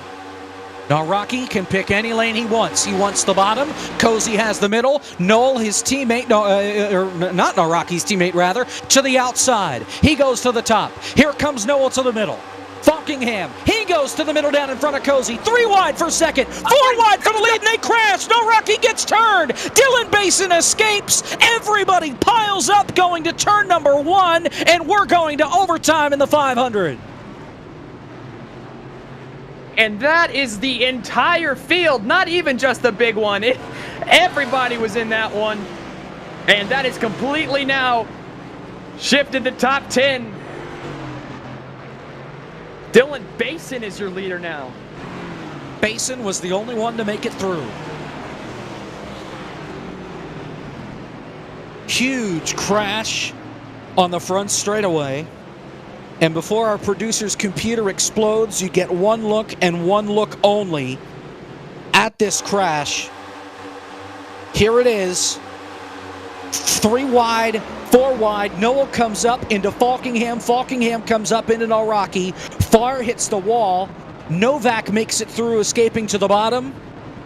And as Zach's entire house burns to the ground, trying to process the carnage on the front straightaway, Ryan Nawrocki's luck runs out. David L. Brown, John Poole, Logan Helton still running right now. But we are headed to overtime. 3 attempts. The first one coming your way shortly. We go back downstairs. I think, no, never mind. False start. But Dylan Basin is out in front. And Basin will try and win the 500 in his first start here. 23 starts in 2022. 1 at Bristol, the paved version. Had a pole at Richmond. And he is here now in his first Barr Visuals FTF 500. Trying to win what James Pike called earlier, and I think he's right, the granddaddy of them all. James?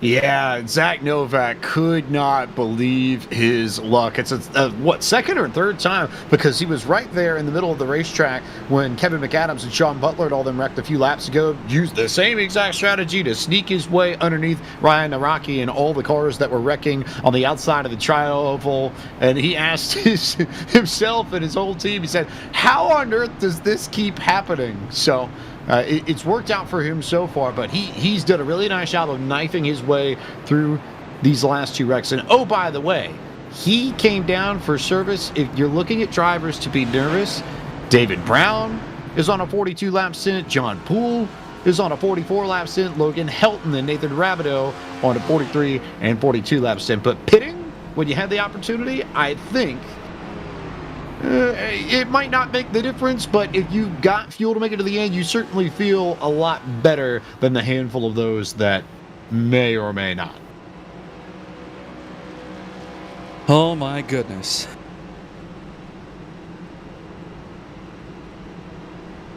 Yeah, and I mean, first attempt of 3 green-white checkers that we get here. Another thing, too, inside of this top 10, just the amount of inexperience. You mentioned, Jacob, Dylan Basin. This is his first FTF 500 start. Same goes for Austin Farr, David L. Brown, Zach Novak. Derek Justice, his best finish was 16th back in 2017. John Poole's an FTF regular. But looking back, Collinix, Brotherton, Hogan, Doucette, all of these guys making their first attempt at this race, and here they find themselves inside the top 10 with 3 laps to go, coming to the first of 3 green-white checkers, and it looks like so far that our pattern's going to hold true here, where we haven't had a repeat winner in the FTF Cup Series during the FTF 500, but man. 13 cautions. We could have as many as 15 here because we have 3 attempts at overtime. So David L. Brown, John Poole, they stay out. Remember, it's been forever since they've pitted. Helton and Rabideau stay out as well. They're a little further back. Hawkins stays out as well. He's back in 20th. But for the most part, they're the guys that we should be worried about making it to the end on fuel. It is going to be one tough ask for these drivers here in the last 3 laps. Lights are out atop the pace car. We will go, as of now, 4 laps extra to settle this race. Attempt 1 of 3 in overtime. If they take the white flag, we will race it out to the checkered. If they crash before the white flag, and it's enough to bring out a caution in FTF, let's put it that way, and it gets thrown, we do this song and dance all over again, and the folks that have not pitted are going to be on fumes if they aren't already. It's going to be tough, Caleb, if they get it back around to the white flag, and the biggest issue I could see is they run out of fuel on the last lap, and you're in the pack. And looking right now, just keep your eye on Dylan Basin, Austin Farr, Zach Novak, Derek Justice, 11 laps on fuel. The highest running car right now that came in the most recently is Malik Ray, back in 13th, came in 7 laps ago. Keep your eyes on him. He might want to have something to say. Yeah, we'll see. This is it, everything right here. Overtime in the Barr Visuals FTF 500. Who's going to get it done? Basin. A wishy-washy start, but nobody behind him really got anything much better. Side by side, Austin Farr, he's a rookie this year. He leads the field at turn number 1. Novak, Coke Series driver, former champ, he's in second. And watch the field scramble here through turns 1 and 2, starting to spread out big time. Oh, and they're back trouble in the back. Cozy's around. Sean Butler. Falkingham, cautions out, we do it again. And Cozy immediately came over the radio and claimed responsibility for that one. We'll get the replay, but looks like he's going to be the worst affected by this as he gets that car going back around. Didn't see the guy under him in Cozy. And watch right here. They stack up. Oh, Mercurio goes middle, trying to get by Green. The hole was there until it wasn't. And that 99's luck runs out here in the closing laps. And these things happen. You're on overtime and coming to the white flag. You know, you just got to go for everything. Just unfortunately didn't see the guy underneath him, and Michael Cozy Jr. An already uphill battle's going to get even worse, as he might have just knocked himself out of contention. Coming up on overtime attempt number 2 of 3. Jonathan Oates has parked the car. He is out of the Barr Visuals FTF 500. He joins Nate Stewart, Jay Cook, Jack Mace, and Zach Hudson all out of this race. We still have roughly 30-some cars on the racetrack. Michael Guest also out of this race after the damage he sustained 2 cautions ago now. There you see Sean, and he's got a lot of damage to the really right front of that race car. Him. He writes in, every wreck has happened directly in front of me, LOL. Woof. Yeah, and race control right now, just kind of explaining the rules for everybody, for all the FTF rookies, for all the Barr Visuals FTF rookies. That third overtime, if we have to use it, is called the point of no return, which means that there is no caution thrown for any wreck, big or small, and we will race it to the end if we get to that point. Either way, it'll be interesting coming up on this restart here. Justin, no, I thought it and was like, no, that's James, and I still said Justin. I'm getting used to Road to Pro for next week. James Pike, to you. Yeah, just a further update on the Nexus drivers, which shouldn't surprise too many of you that are following along. They are very, very, very, very close, teetering around that 1.6, 1.5 gallon range. There's enough for one more green-white checker, I think, for all of them. But if we get that third green-white checker, I think all of the Nexus drivers are going to have to come in. There's some that may be iffy as to whether or not they can make it on this green-white checker. So something the rest of the field needs to be paying attention to. Hopefully crew chiefs have been paying attention to strategy and know who stayed out and who hasn't, because I think there's a very real chance one of them runs out of fuel on this green-white checker. Wyatt Tinsley just asked John Poole if he's going to have enough fuel, and his response is, we'll see. So you can tell the confidence is not necessarily there for these guys. Just, well, we'll see what happens, but Poole, a former winner of the 500, trying to become the first repeat winner. And he's got the best odds right now. The next highest former winner, Poole in P11, Frisch is 15th. And Corey Carpenter 21st. Cosman is somewhere buried down the order. He is 26th right now. So second attempt at a green-white checker here coming up in just about a lap. If they crash before the white flag here, we will do it one more time here from Daytona. Just a reminder, in 2 weeks, we are going west. February 25th, 9 o'clock Eastern, we're at Auto Club Speedway. Brian Mercurio, your winner there a season ago. It's a little further on down the schedule order. They switched some things around. Rockingham was race 1, now, or what was race 2, now it's race 4, and Auto Club takes the second race on the calendar. We're off next week for the real races at Daytona, but in 2 weeks we're back from the Auto Club Speedway. Again, Brian Mercurio won there last year, and it's our first trip of 2 to Auto Club, and you'll be able to see that right here on FTF in 2 weeks' time. Auto Club is also the penultimate race, so it's the cutoff race for the Championship 4 at the end of the season. And it's the second race, and a chance for maybe some of the guys that aren't as well versed at the plate tracks to head to Auto Club and try and make a race for the first time in the FTF season. We started with more than 150 drivers trying to qualify for this race. We whittled it down from there to the 45 that started the race tonight. Most of those folks that signed up are signed up for the whole season. They paid the permit, they paid the admission. We'll see if they use it the rest of the way. But we've got to finish this race first. 2 to go. Farr and Novak on the front row. Overtime attempt number 2 underway from Daytona.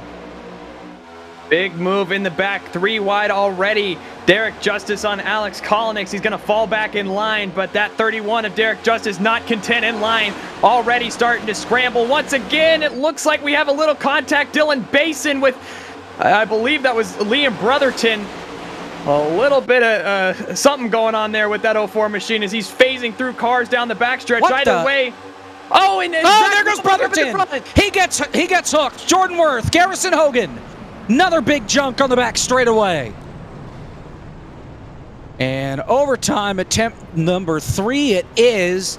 We had cars phasing inside of each other down the back straightaway, and that helps kick off this crash on lap 207. And the Nexus guys are beating their heads against the steering wheel. Yeah, they're in rough spot. There are a bunch of people up at the front. Logan Helton, John Poole as well, coming in on lap 50 since they've been in pit road here. And you'll see Dylan Basin just going to get teleported through by Liam Brotherton there, and the entire field kind of reacts to that, checking up. And again, Brotherton right here on that phasing gets hit by Malik Ray and sends him around. Again, just some weirdness going on iRacing's end that caused that one. I wouldn't really put that on fault of the drivers, especially this late in the race. Reynolds, White, King, just to name some of the cars involved in this crash.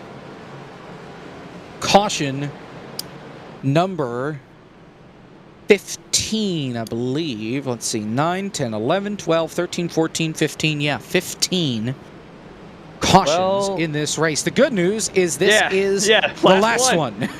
Yeah, they can no more they cautions. can wreck all they want. They can wreck all they want. This is the final restart of the night. Yeah. So again, as I was illustrating earlier, the third overtime here in the Barr Visuals FTF Cup Series, also called the point of no return. We could have 40 cars fly into the catch fence, and there would be no caution for it. And no caution from here on out. Whoever completes 2 laps the fastest is going to be your winner. And I assume we're going to have some mangled cars along the way, judging what we saw last It's not the fastest. It's not whoever finishes this race the fastest. It's who finishes it first. Those are 2 completely different scenarios. James Pike. Might I point out who is currently in second in this race for you all? And remember what happened to him some 20 laps ago when he lost it on pit road and spun around and broke up that trio of Altus Esports that was primed to run away with this with the strategy they had used under green, and now has managed to pick his way methodically back to the outside of the front row. What I would argue would be maybe the best starting spot on the grid for this last restart. One Mr.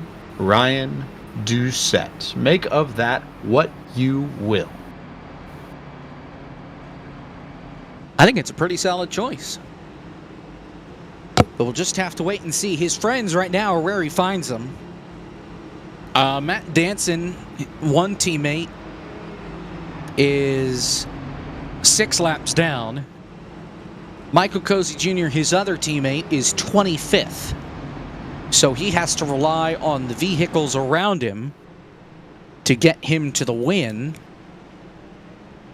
instead of trying to do it with teammates like he was trying to do some 40, 50 laps ago, I guess. Gonna be interesting for sure. Just logged lap 210 here at Daytona International Speedway. For those counting at home, that is mile marker 525 of the originally scheduled 500-mile distance. So overtime really been putting in work. But good news Caleb, is, I just want to make the point here. What did we calculate in everything when we were talking about 3 green, white checkers? What was the lap that we said? The whole race. 212. Lap 210 to 212, that ballpark. Yep, so right on the money. Three green, white checkers, 10 extra laps. And that's something that these teams will have eventually calculated into their fuel, or at least I hope they have. We'll see. I guess we're a half lap away from finding out. I would like to point out, by the way, this shatters the record for the longest race in FTF history as far as length. Last year, they went 204 laps. That was the previous long. We're at 210 right now, and we're going to finish at 212. So this is the longest race in Barr Visual FTF 500 history, as well as Barr Visual FTF Cup Series history. So, ladies and gentlemen, you are witnessing history here on FTF. It'll be a fun one here, Jacob. Lots of guys with lots of speed all day are still up in contention for this. Keep your eye on somebody maybe from that 7th to 12th range. You could see something happen there. Either way, this is it. This is everything. 3.5 hours leading up to this. 2 laps to decide the winner of the Barr Visual FTF 500. Farr and Doucette on the front row. Green flag is in the air. The field rockets to turn 1. Farr with the advantage. The rookie trying to win in just his first start. Doucette to the back bumper to turn 1. Olenix, Justice, Barr, all on this outside lane. Malik Ray as well. Zach Novak on the inside line. It's a dead heat off of turn number 2 for what will be the penultimate time here at the Daytona International Speedway.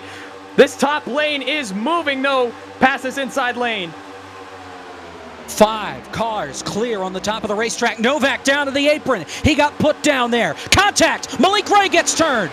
Back up into Spalding. Big crash in turn 4. Everybody piles up. Novak crowd surfing on top of cars. They got to clear the racetrack. White flag is in the air. 1 more lap to go at Daytona. Farr leads. Doucette second. Kolinix, Justice, Barr, your top 5. Basin, half a second back.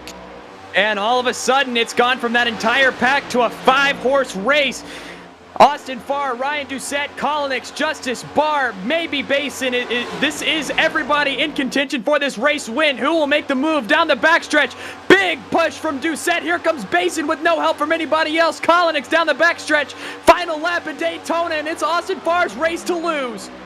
How long can Doucette wait to make the move to try and win the 500? Pushes Farr a little too much into turn number 3. All over the back bumper. Kolonix there as well. It's a drag race to the start-finish line. Doucette to the inside. Doucette to the outside. Barr gets turned. They're side by side. Ryan Doucette at the line is going to win the Barr Visuals FTF 500 by 36 thousandths of a second. Ryan Doucette beats his best of 4th from 2 years ago and has accomplished it all. He wins at Daytona. And we thought he was dead in the water on that fuel strategy when he spun coming into the pit lane, but he survives 3 overtimes at Daytona, and he will walk out of here as the Barr Visuals FTF 500 champion. Altus Esports does it. The strategy worked. And Ryan Doucette, I think he learned something maybe from yesterday. We saw Dylan Kem try the move twice going into the tri-oval to pass for the win in the DNC main. It didn't work in the D, just came up short. It worked in the C. But this time he goes to the outside and he side drafted Farr like crazy. Kolonix comes home in 3rd, Basin 4th, Justice 5th. Dalen Barr got turned through the grass. He finishes 6th. The whole field wadded it up in turn 4, coming to the white flag. And Ryan Doucette, I'm sure, looked in the mirror, saw how many cars were left, and had a smile on his face, knowing that it was going to be down to him to try and win the race, and he got it done. And again, it came down to mano-a-mano there with Ryan Doucette and Austin Farr. Just had to make that move perfectly, and Ryan Doucette just timed it to perfection. And the 077 going to just burn out until he blows up, and that's fitting for that 077 machine. He had a fast car, and he does it here at Daytona. What a race here from Daytona. All of that, 212 laps for Ryan Doucette in the 077 to go to victory lane at Daytona. He wins out of Framingham, Massachusetts. Ryan Doucette, your winner, your champion, and that extends the streak. No repeat winners of the 500 in its history. Austin Farr finishes 2nd. Alex Kolonix finishes 3rd. Dylan Basin 4th. Derek Justice 5th. Dalen Barr 6th, AJ Green 7th, Blake Reynolds 8th, Seth Noel 9th, Daniel Botafuco gets a top 10 in his first FTF start. 11th, Wyatt Tinsley, who had lots of speed here today. Brandon Hawken coming home in the 12th position. Michael Cozy Jr. we saw caught up there. He finishes 13th. Cosmin Ionescu in 14th. Nick Miller finishing 15th. Logan Helton in the 16th position. Nathan Rabideau in the 17th position. David Brown as well in 18th. Liam Brotherton coming home 19th. And Kevin King will round out your top 20. Malik Ray got caught up in that incident over in 1 and 2 towards the end of this. Comes home 24th. Corey Carpenter was 22nd. Jordan Worth 23rd. Spencer Ray finishes in the 24th position. 25th went to Brian Mercurio. Nice rebound for him, given how torn up his car was about halfway through this race. Chris Wetz 26th. Parker White finishes in 27th for Tony Kanon Esports. Jake Poulin was 28th. John Poole 29th, and Kevin McAdams rounds out the top 30. The rest of your field, oof. A lot of familiar names back here. Frisch, Nawrocki, 2 former winners. 31st and 32nd. They started inside the top 5 tonight. Spalding, DNF. Novak, DNF. Falkingham, DNF. All of these guys failing to finish on the lead lap, and most of them not finishing the race entirely. Danson in 37th, Hogan 36th, Butler 38th, Guest 39th, Jonathan Oates 40th. And your final 5 back here, Roten, Stewart, Cook, Mace, and Hudson started 45th. He will finish 45th tonight. Well, let's bring him in. Your Barr Visuals FTF 500 champion, Ryan Doucette. How good does that sound? It sounds great. Able to get it done, winning the $500 that goes along with Victory Lane. You're on top of the points. Take us through those last 2 laps. Oh man, well it happened so fast. I don't even.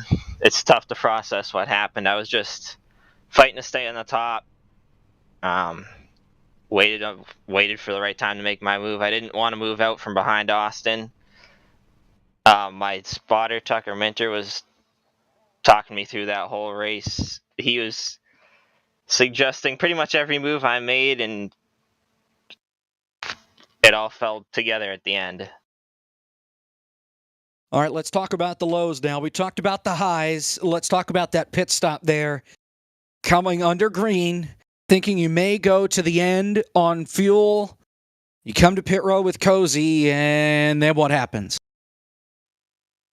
Well, we knew during that whole run there's pretty much no shot we were going to make it off fuel, and we were hoping to drag a few more cars down early with us, and that just didn't happen. And I had been on some of the earlier pit stops in that race. I had been locking up the fronts and missing my box, so I moved the brake bias back, and next thing I know, I was drifting into my pit stall, and it ended up being a nightmare. But thankfully, we got that yellow late right before I went a lap down, so I didn't have to fight through that, and I ended up with pretty good track position on that next restart because most of the field ended up pitting there, and it worked out for me. Framingham, Massachusetts, Ryan Doucette, champion of the Barr Visuals FTF 500. Ryan, congratulations. Thank you, and thank you to all you guys that put this on. All the FTF admins do a great job with this race. Austin Farr for running me clean there at the end. He could have easily walled me or wrecked me, and he raced me clean like a gentleman. That's Ryan Doucette, your winner, your champion of the Barr Visuals FTF 500. Austin Farr came a long way to finish in second, the rookie, with Caleb Hoffman. Yeah, and I'm here with Austin Farr, and Austin, 36 hundredths of a second away from a win in the Barr Visuals FTF Cup Series here in your first try. Talk us through what was going through your mind from the lead on that final overtime attempt. I was playing out just thousands of scenarios in my head of when Ryan would make his move. I knew that everyone in a straight line, no one was really going. I knew it was going to be late. But massive respect to Ryan for not just clobbering me or running me over and beating me the right way. It was an awesome finish. Yeah, and at the very least, a great points day for you. Are you happy tonight with the second place, or just disappointed that you're not walking out of here with more?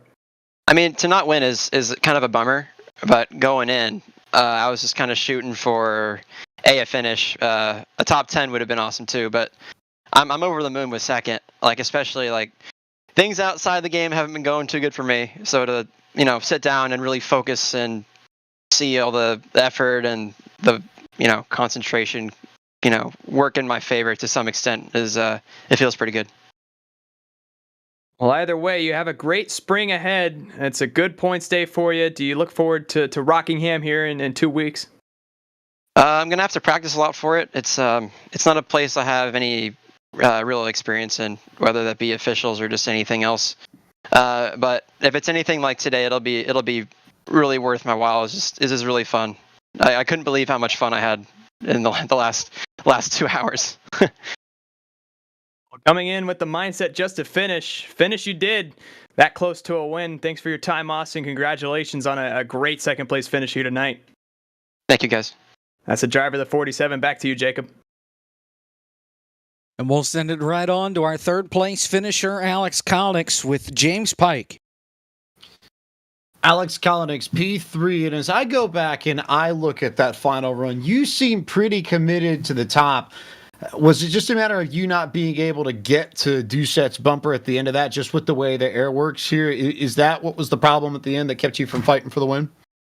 Well, unfortunately, that was a little bit part of it. The biggest problem tonight was you had to be certain that nobody got to your right rear quarter panel. If you did, they would side draft you and blow right by you and you were gone. So the entire time I had a couple people join in to my spotter place right towards the end of the race and were coaching me through it, and the entire time was don't leave the top, don't leave the top, don't let Derek get to the top, don't let anybody get to the top, stay on the top, let them race it out and then try and get the move. Unfortunately for me, Ryan waited to the last minute to try and make the move and didn't really open the door for me to get it, and sure enough, he won it by taking it to the outside right on the right rear quarter panel. So it's a big move from him that keeps you sort of boxed in there. But when you step back and you look at this, you think of the over 150 drivers that entered this some 2-3 weeks ago, and here you are, you're on the podium after all of this. It's not a win, but when you compare it to some of the other accomplishments you've had in your sim racing career, where does this stack up? It's definitely on the higher end. I've not done a good job of closing out races, as has almost become reputation on my part. But coming into this year, I'm trying to completely reset the box. I'm trying to be more confident in myself. You know, I've had a few people tell me, you've got the speed, just don't push yourself, and that was it tonight. I was just confident in what I was doing, sure that I was going to be able to get up there, make the moves I needed to, and confident that I knew what I was doing, and hoping to carry that through the year. And this is a good way to start out that year. And I was going to jump to that too, because technically speaking, of the drivers who finished outside the playoffs last year in the FTF Cup Series, you were the highest finishing driver in the point standings and 16th at the end of the year. So is this step one on the road to breaking through that next barrier and getting a playoff berth? Is this the kind of way you want to start, and a launch pad that you can try and use to get to consistent top fives, top tens, a victory to lock yourself into the playoffs come the fall? For sure. It was definitely a disappointment last year to miss out, because the year prior I made it all the way to the round of 8, believe it or not, in the playoffs, and to miss it the year after was definitely a big hit. And one of the big reasons was I just couldn't close out races, and I couldn't get a win either to compensate. So my goal was last year to get a win. My goal this year is to get a win, but remove the mistakes in between. And that's probably the biggest thing that really bit me that I'm going to change for this year. It is a strong start to 2023 in the Barr Visuals FTF Cup Series for Alex Kalanick's P3 for him in the Barr Visuals FTF 500, Jacob. Well, a long night, but it was worth it. And man, what a finish.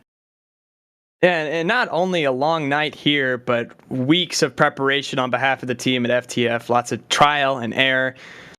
But man, did it pay off. 530 miles of nonstop action, and there's really not a better way to open up a new season of the FTF Cup Series here. Strategy, pack racing, tandems, exciting storylines. This race really just had it all, and congratulations to Ryan Doucette, because, you know, with 20 laps to go, he was all but dead, and he got the caution that he needed, and the stars really just aligned for him to take the checkered flag here tonight. And just what a show, and I don't think there's really any more to say rather than just what a show here tonight. Do have some late notes here. The 91 got an EOL after finish, and that was Dalen. So he finished in 6th in his own race, and he gets an EOL to end the race. Boy, that's got to stink. Final thoughts here from Pike. Yeah. Yeah. No, I was just trying to do the math. I think that puts him in 33rd, I believe, if we're doing the math right. Tail end of the longest line in the lead lap, I think. But no, there is a reason why these sorts of events are so difficult to win. Many reasons. And part of it is just the nature of plate racing at Daytona, where you truly never are completely in control of your own destiny. And you do have to rely on variables that come from other cars, from other incidents, from other pieces of the track. But I think part of it, and the part that's always stood out to me about the FTF 500, is that the level of competition here is just so high. Outside of maybe the Coke Series and your top split NIS 500s, this is where you want to be. And I would argue that, yes, it's nice to win the top split 500, but the way that this works and the fact that you have, at least 150 drivers now every single year entering this, to me, I almost would rather win this than a top split 500, because who's been in, how difficult it was just to make the main, and now your name goes up alongside everybody else that has made this race their own, that has won it, and we will be able to throw Ryan Doucette's name in with Cosman, in with Naraki, in with Frisch, in with all the great people that have won this race. It is a special list when you join him. John Poole even was up at the front and had a shot at this. Williams, Carpenter, Hazard, Naraki, all the guys who have gone to victory lane here. Doucette is with them, and when you look at that list of people that have won this race, that's a list of people that have been on the sim for a long time, that have more than half a clue as to how to do this. It's not easy to beat them consistently, let alone once. So for Ryan Doucette, this has got to be up there. If it's one of the biggest accomplishments of his career, if not the, I'm not shocked. But hats off to him, especially for maintaining his composure after just about throwing this away and then getting it done at the end. That takes talent. That's special. There's a reason why he's not only in the Coke Series, but he's now a Barr Visuals FTF 500 champion. Just a lot of fun to watch, a lot of fun to be a part of all night long. And he has won 2 500-mile races now in the last year. Won this tonight, won the Rockingham 508, 508 laps, 500 miles. The Blake McCandless put on back in May. So Ryan Doucette, no sort of inexperience when it comes to winning on the big stage, as he wins the Barr Visual FTF 500. We're back with our coverage of the eNASCAR Qualifying iRacing Series, the top split this time around. That comes your way Thursday, 9 o'clock Eastern. Once again, you'll be sick of this track. From Daytona International Speedway on the High Banks in the Truck Series. This league returns. The Barr Visuals FTF Cup Series is back 2 weeks from tonight, 9 o'clock Eastern, Saturday, February 25th, from the Auto Club Speedway as we go west. For Zach Johnson, our producer, for everybody at FTF that helped put this event on, for James Pike, for Caleb Hoffman alongside me, I'm Jacob Hitz. Thanks for having us in for the ride. Ryan Doucette, the Barr Visuals FTF 500 champion in 2023.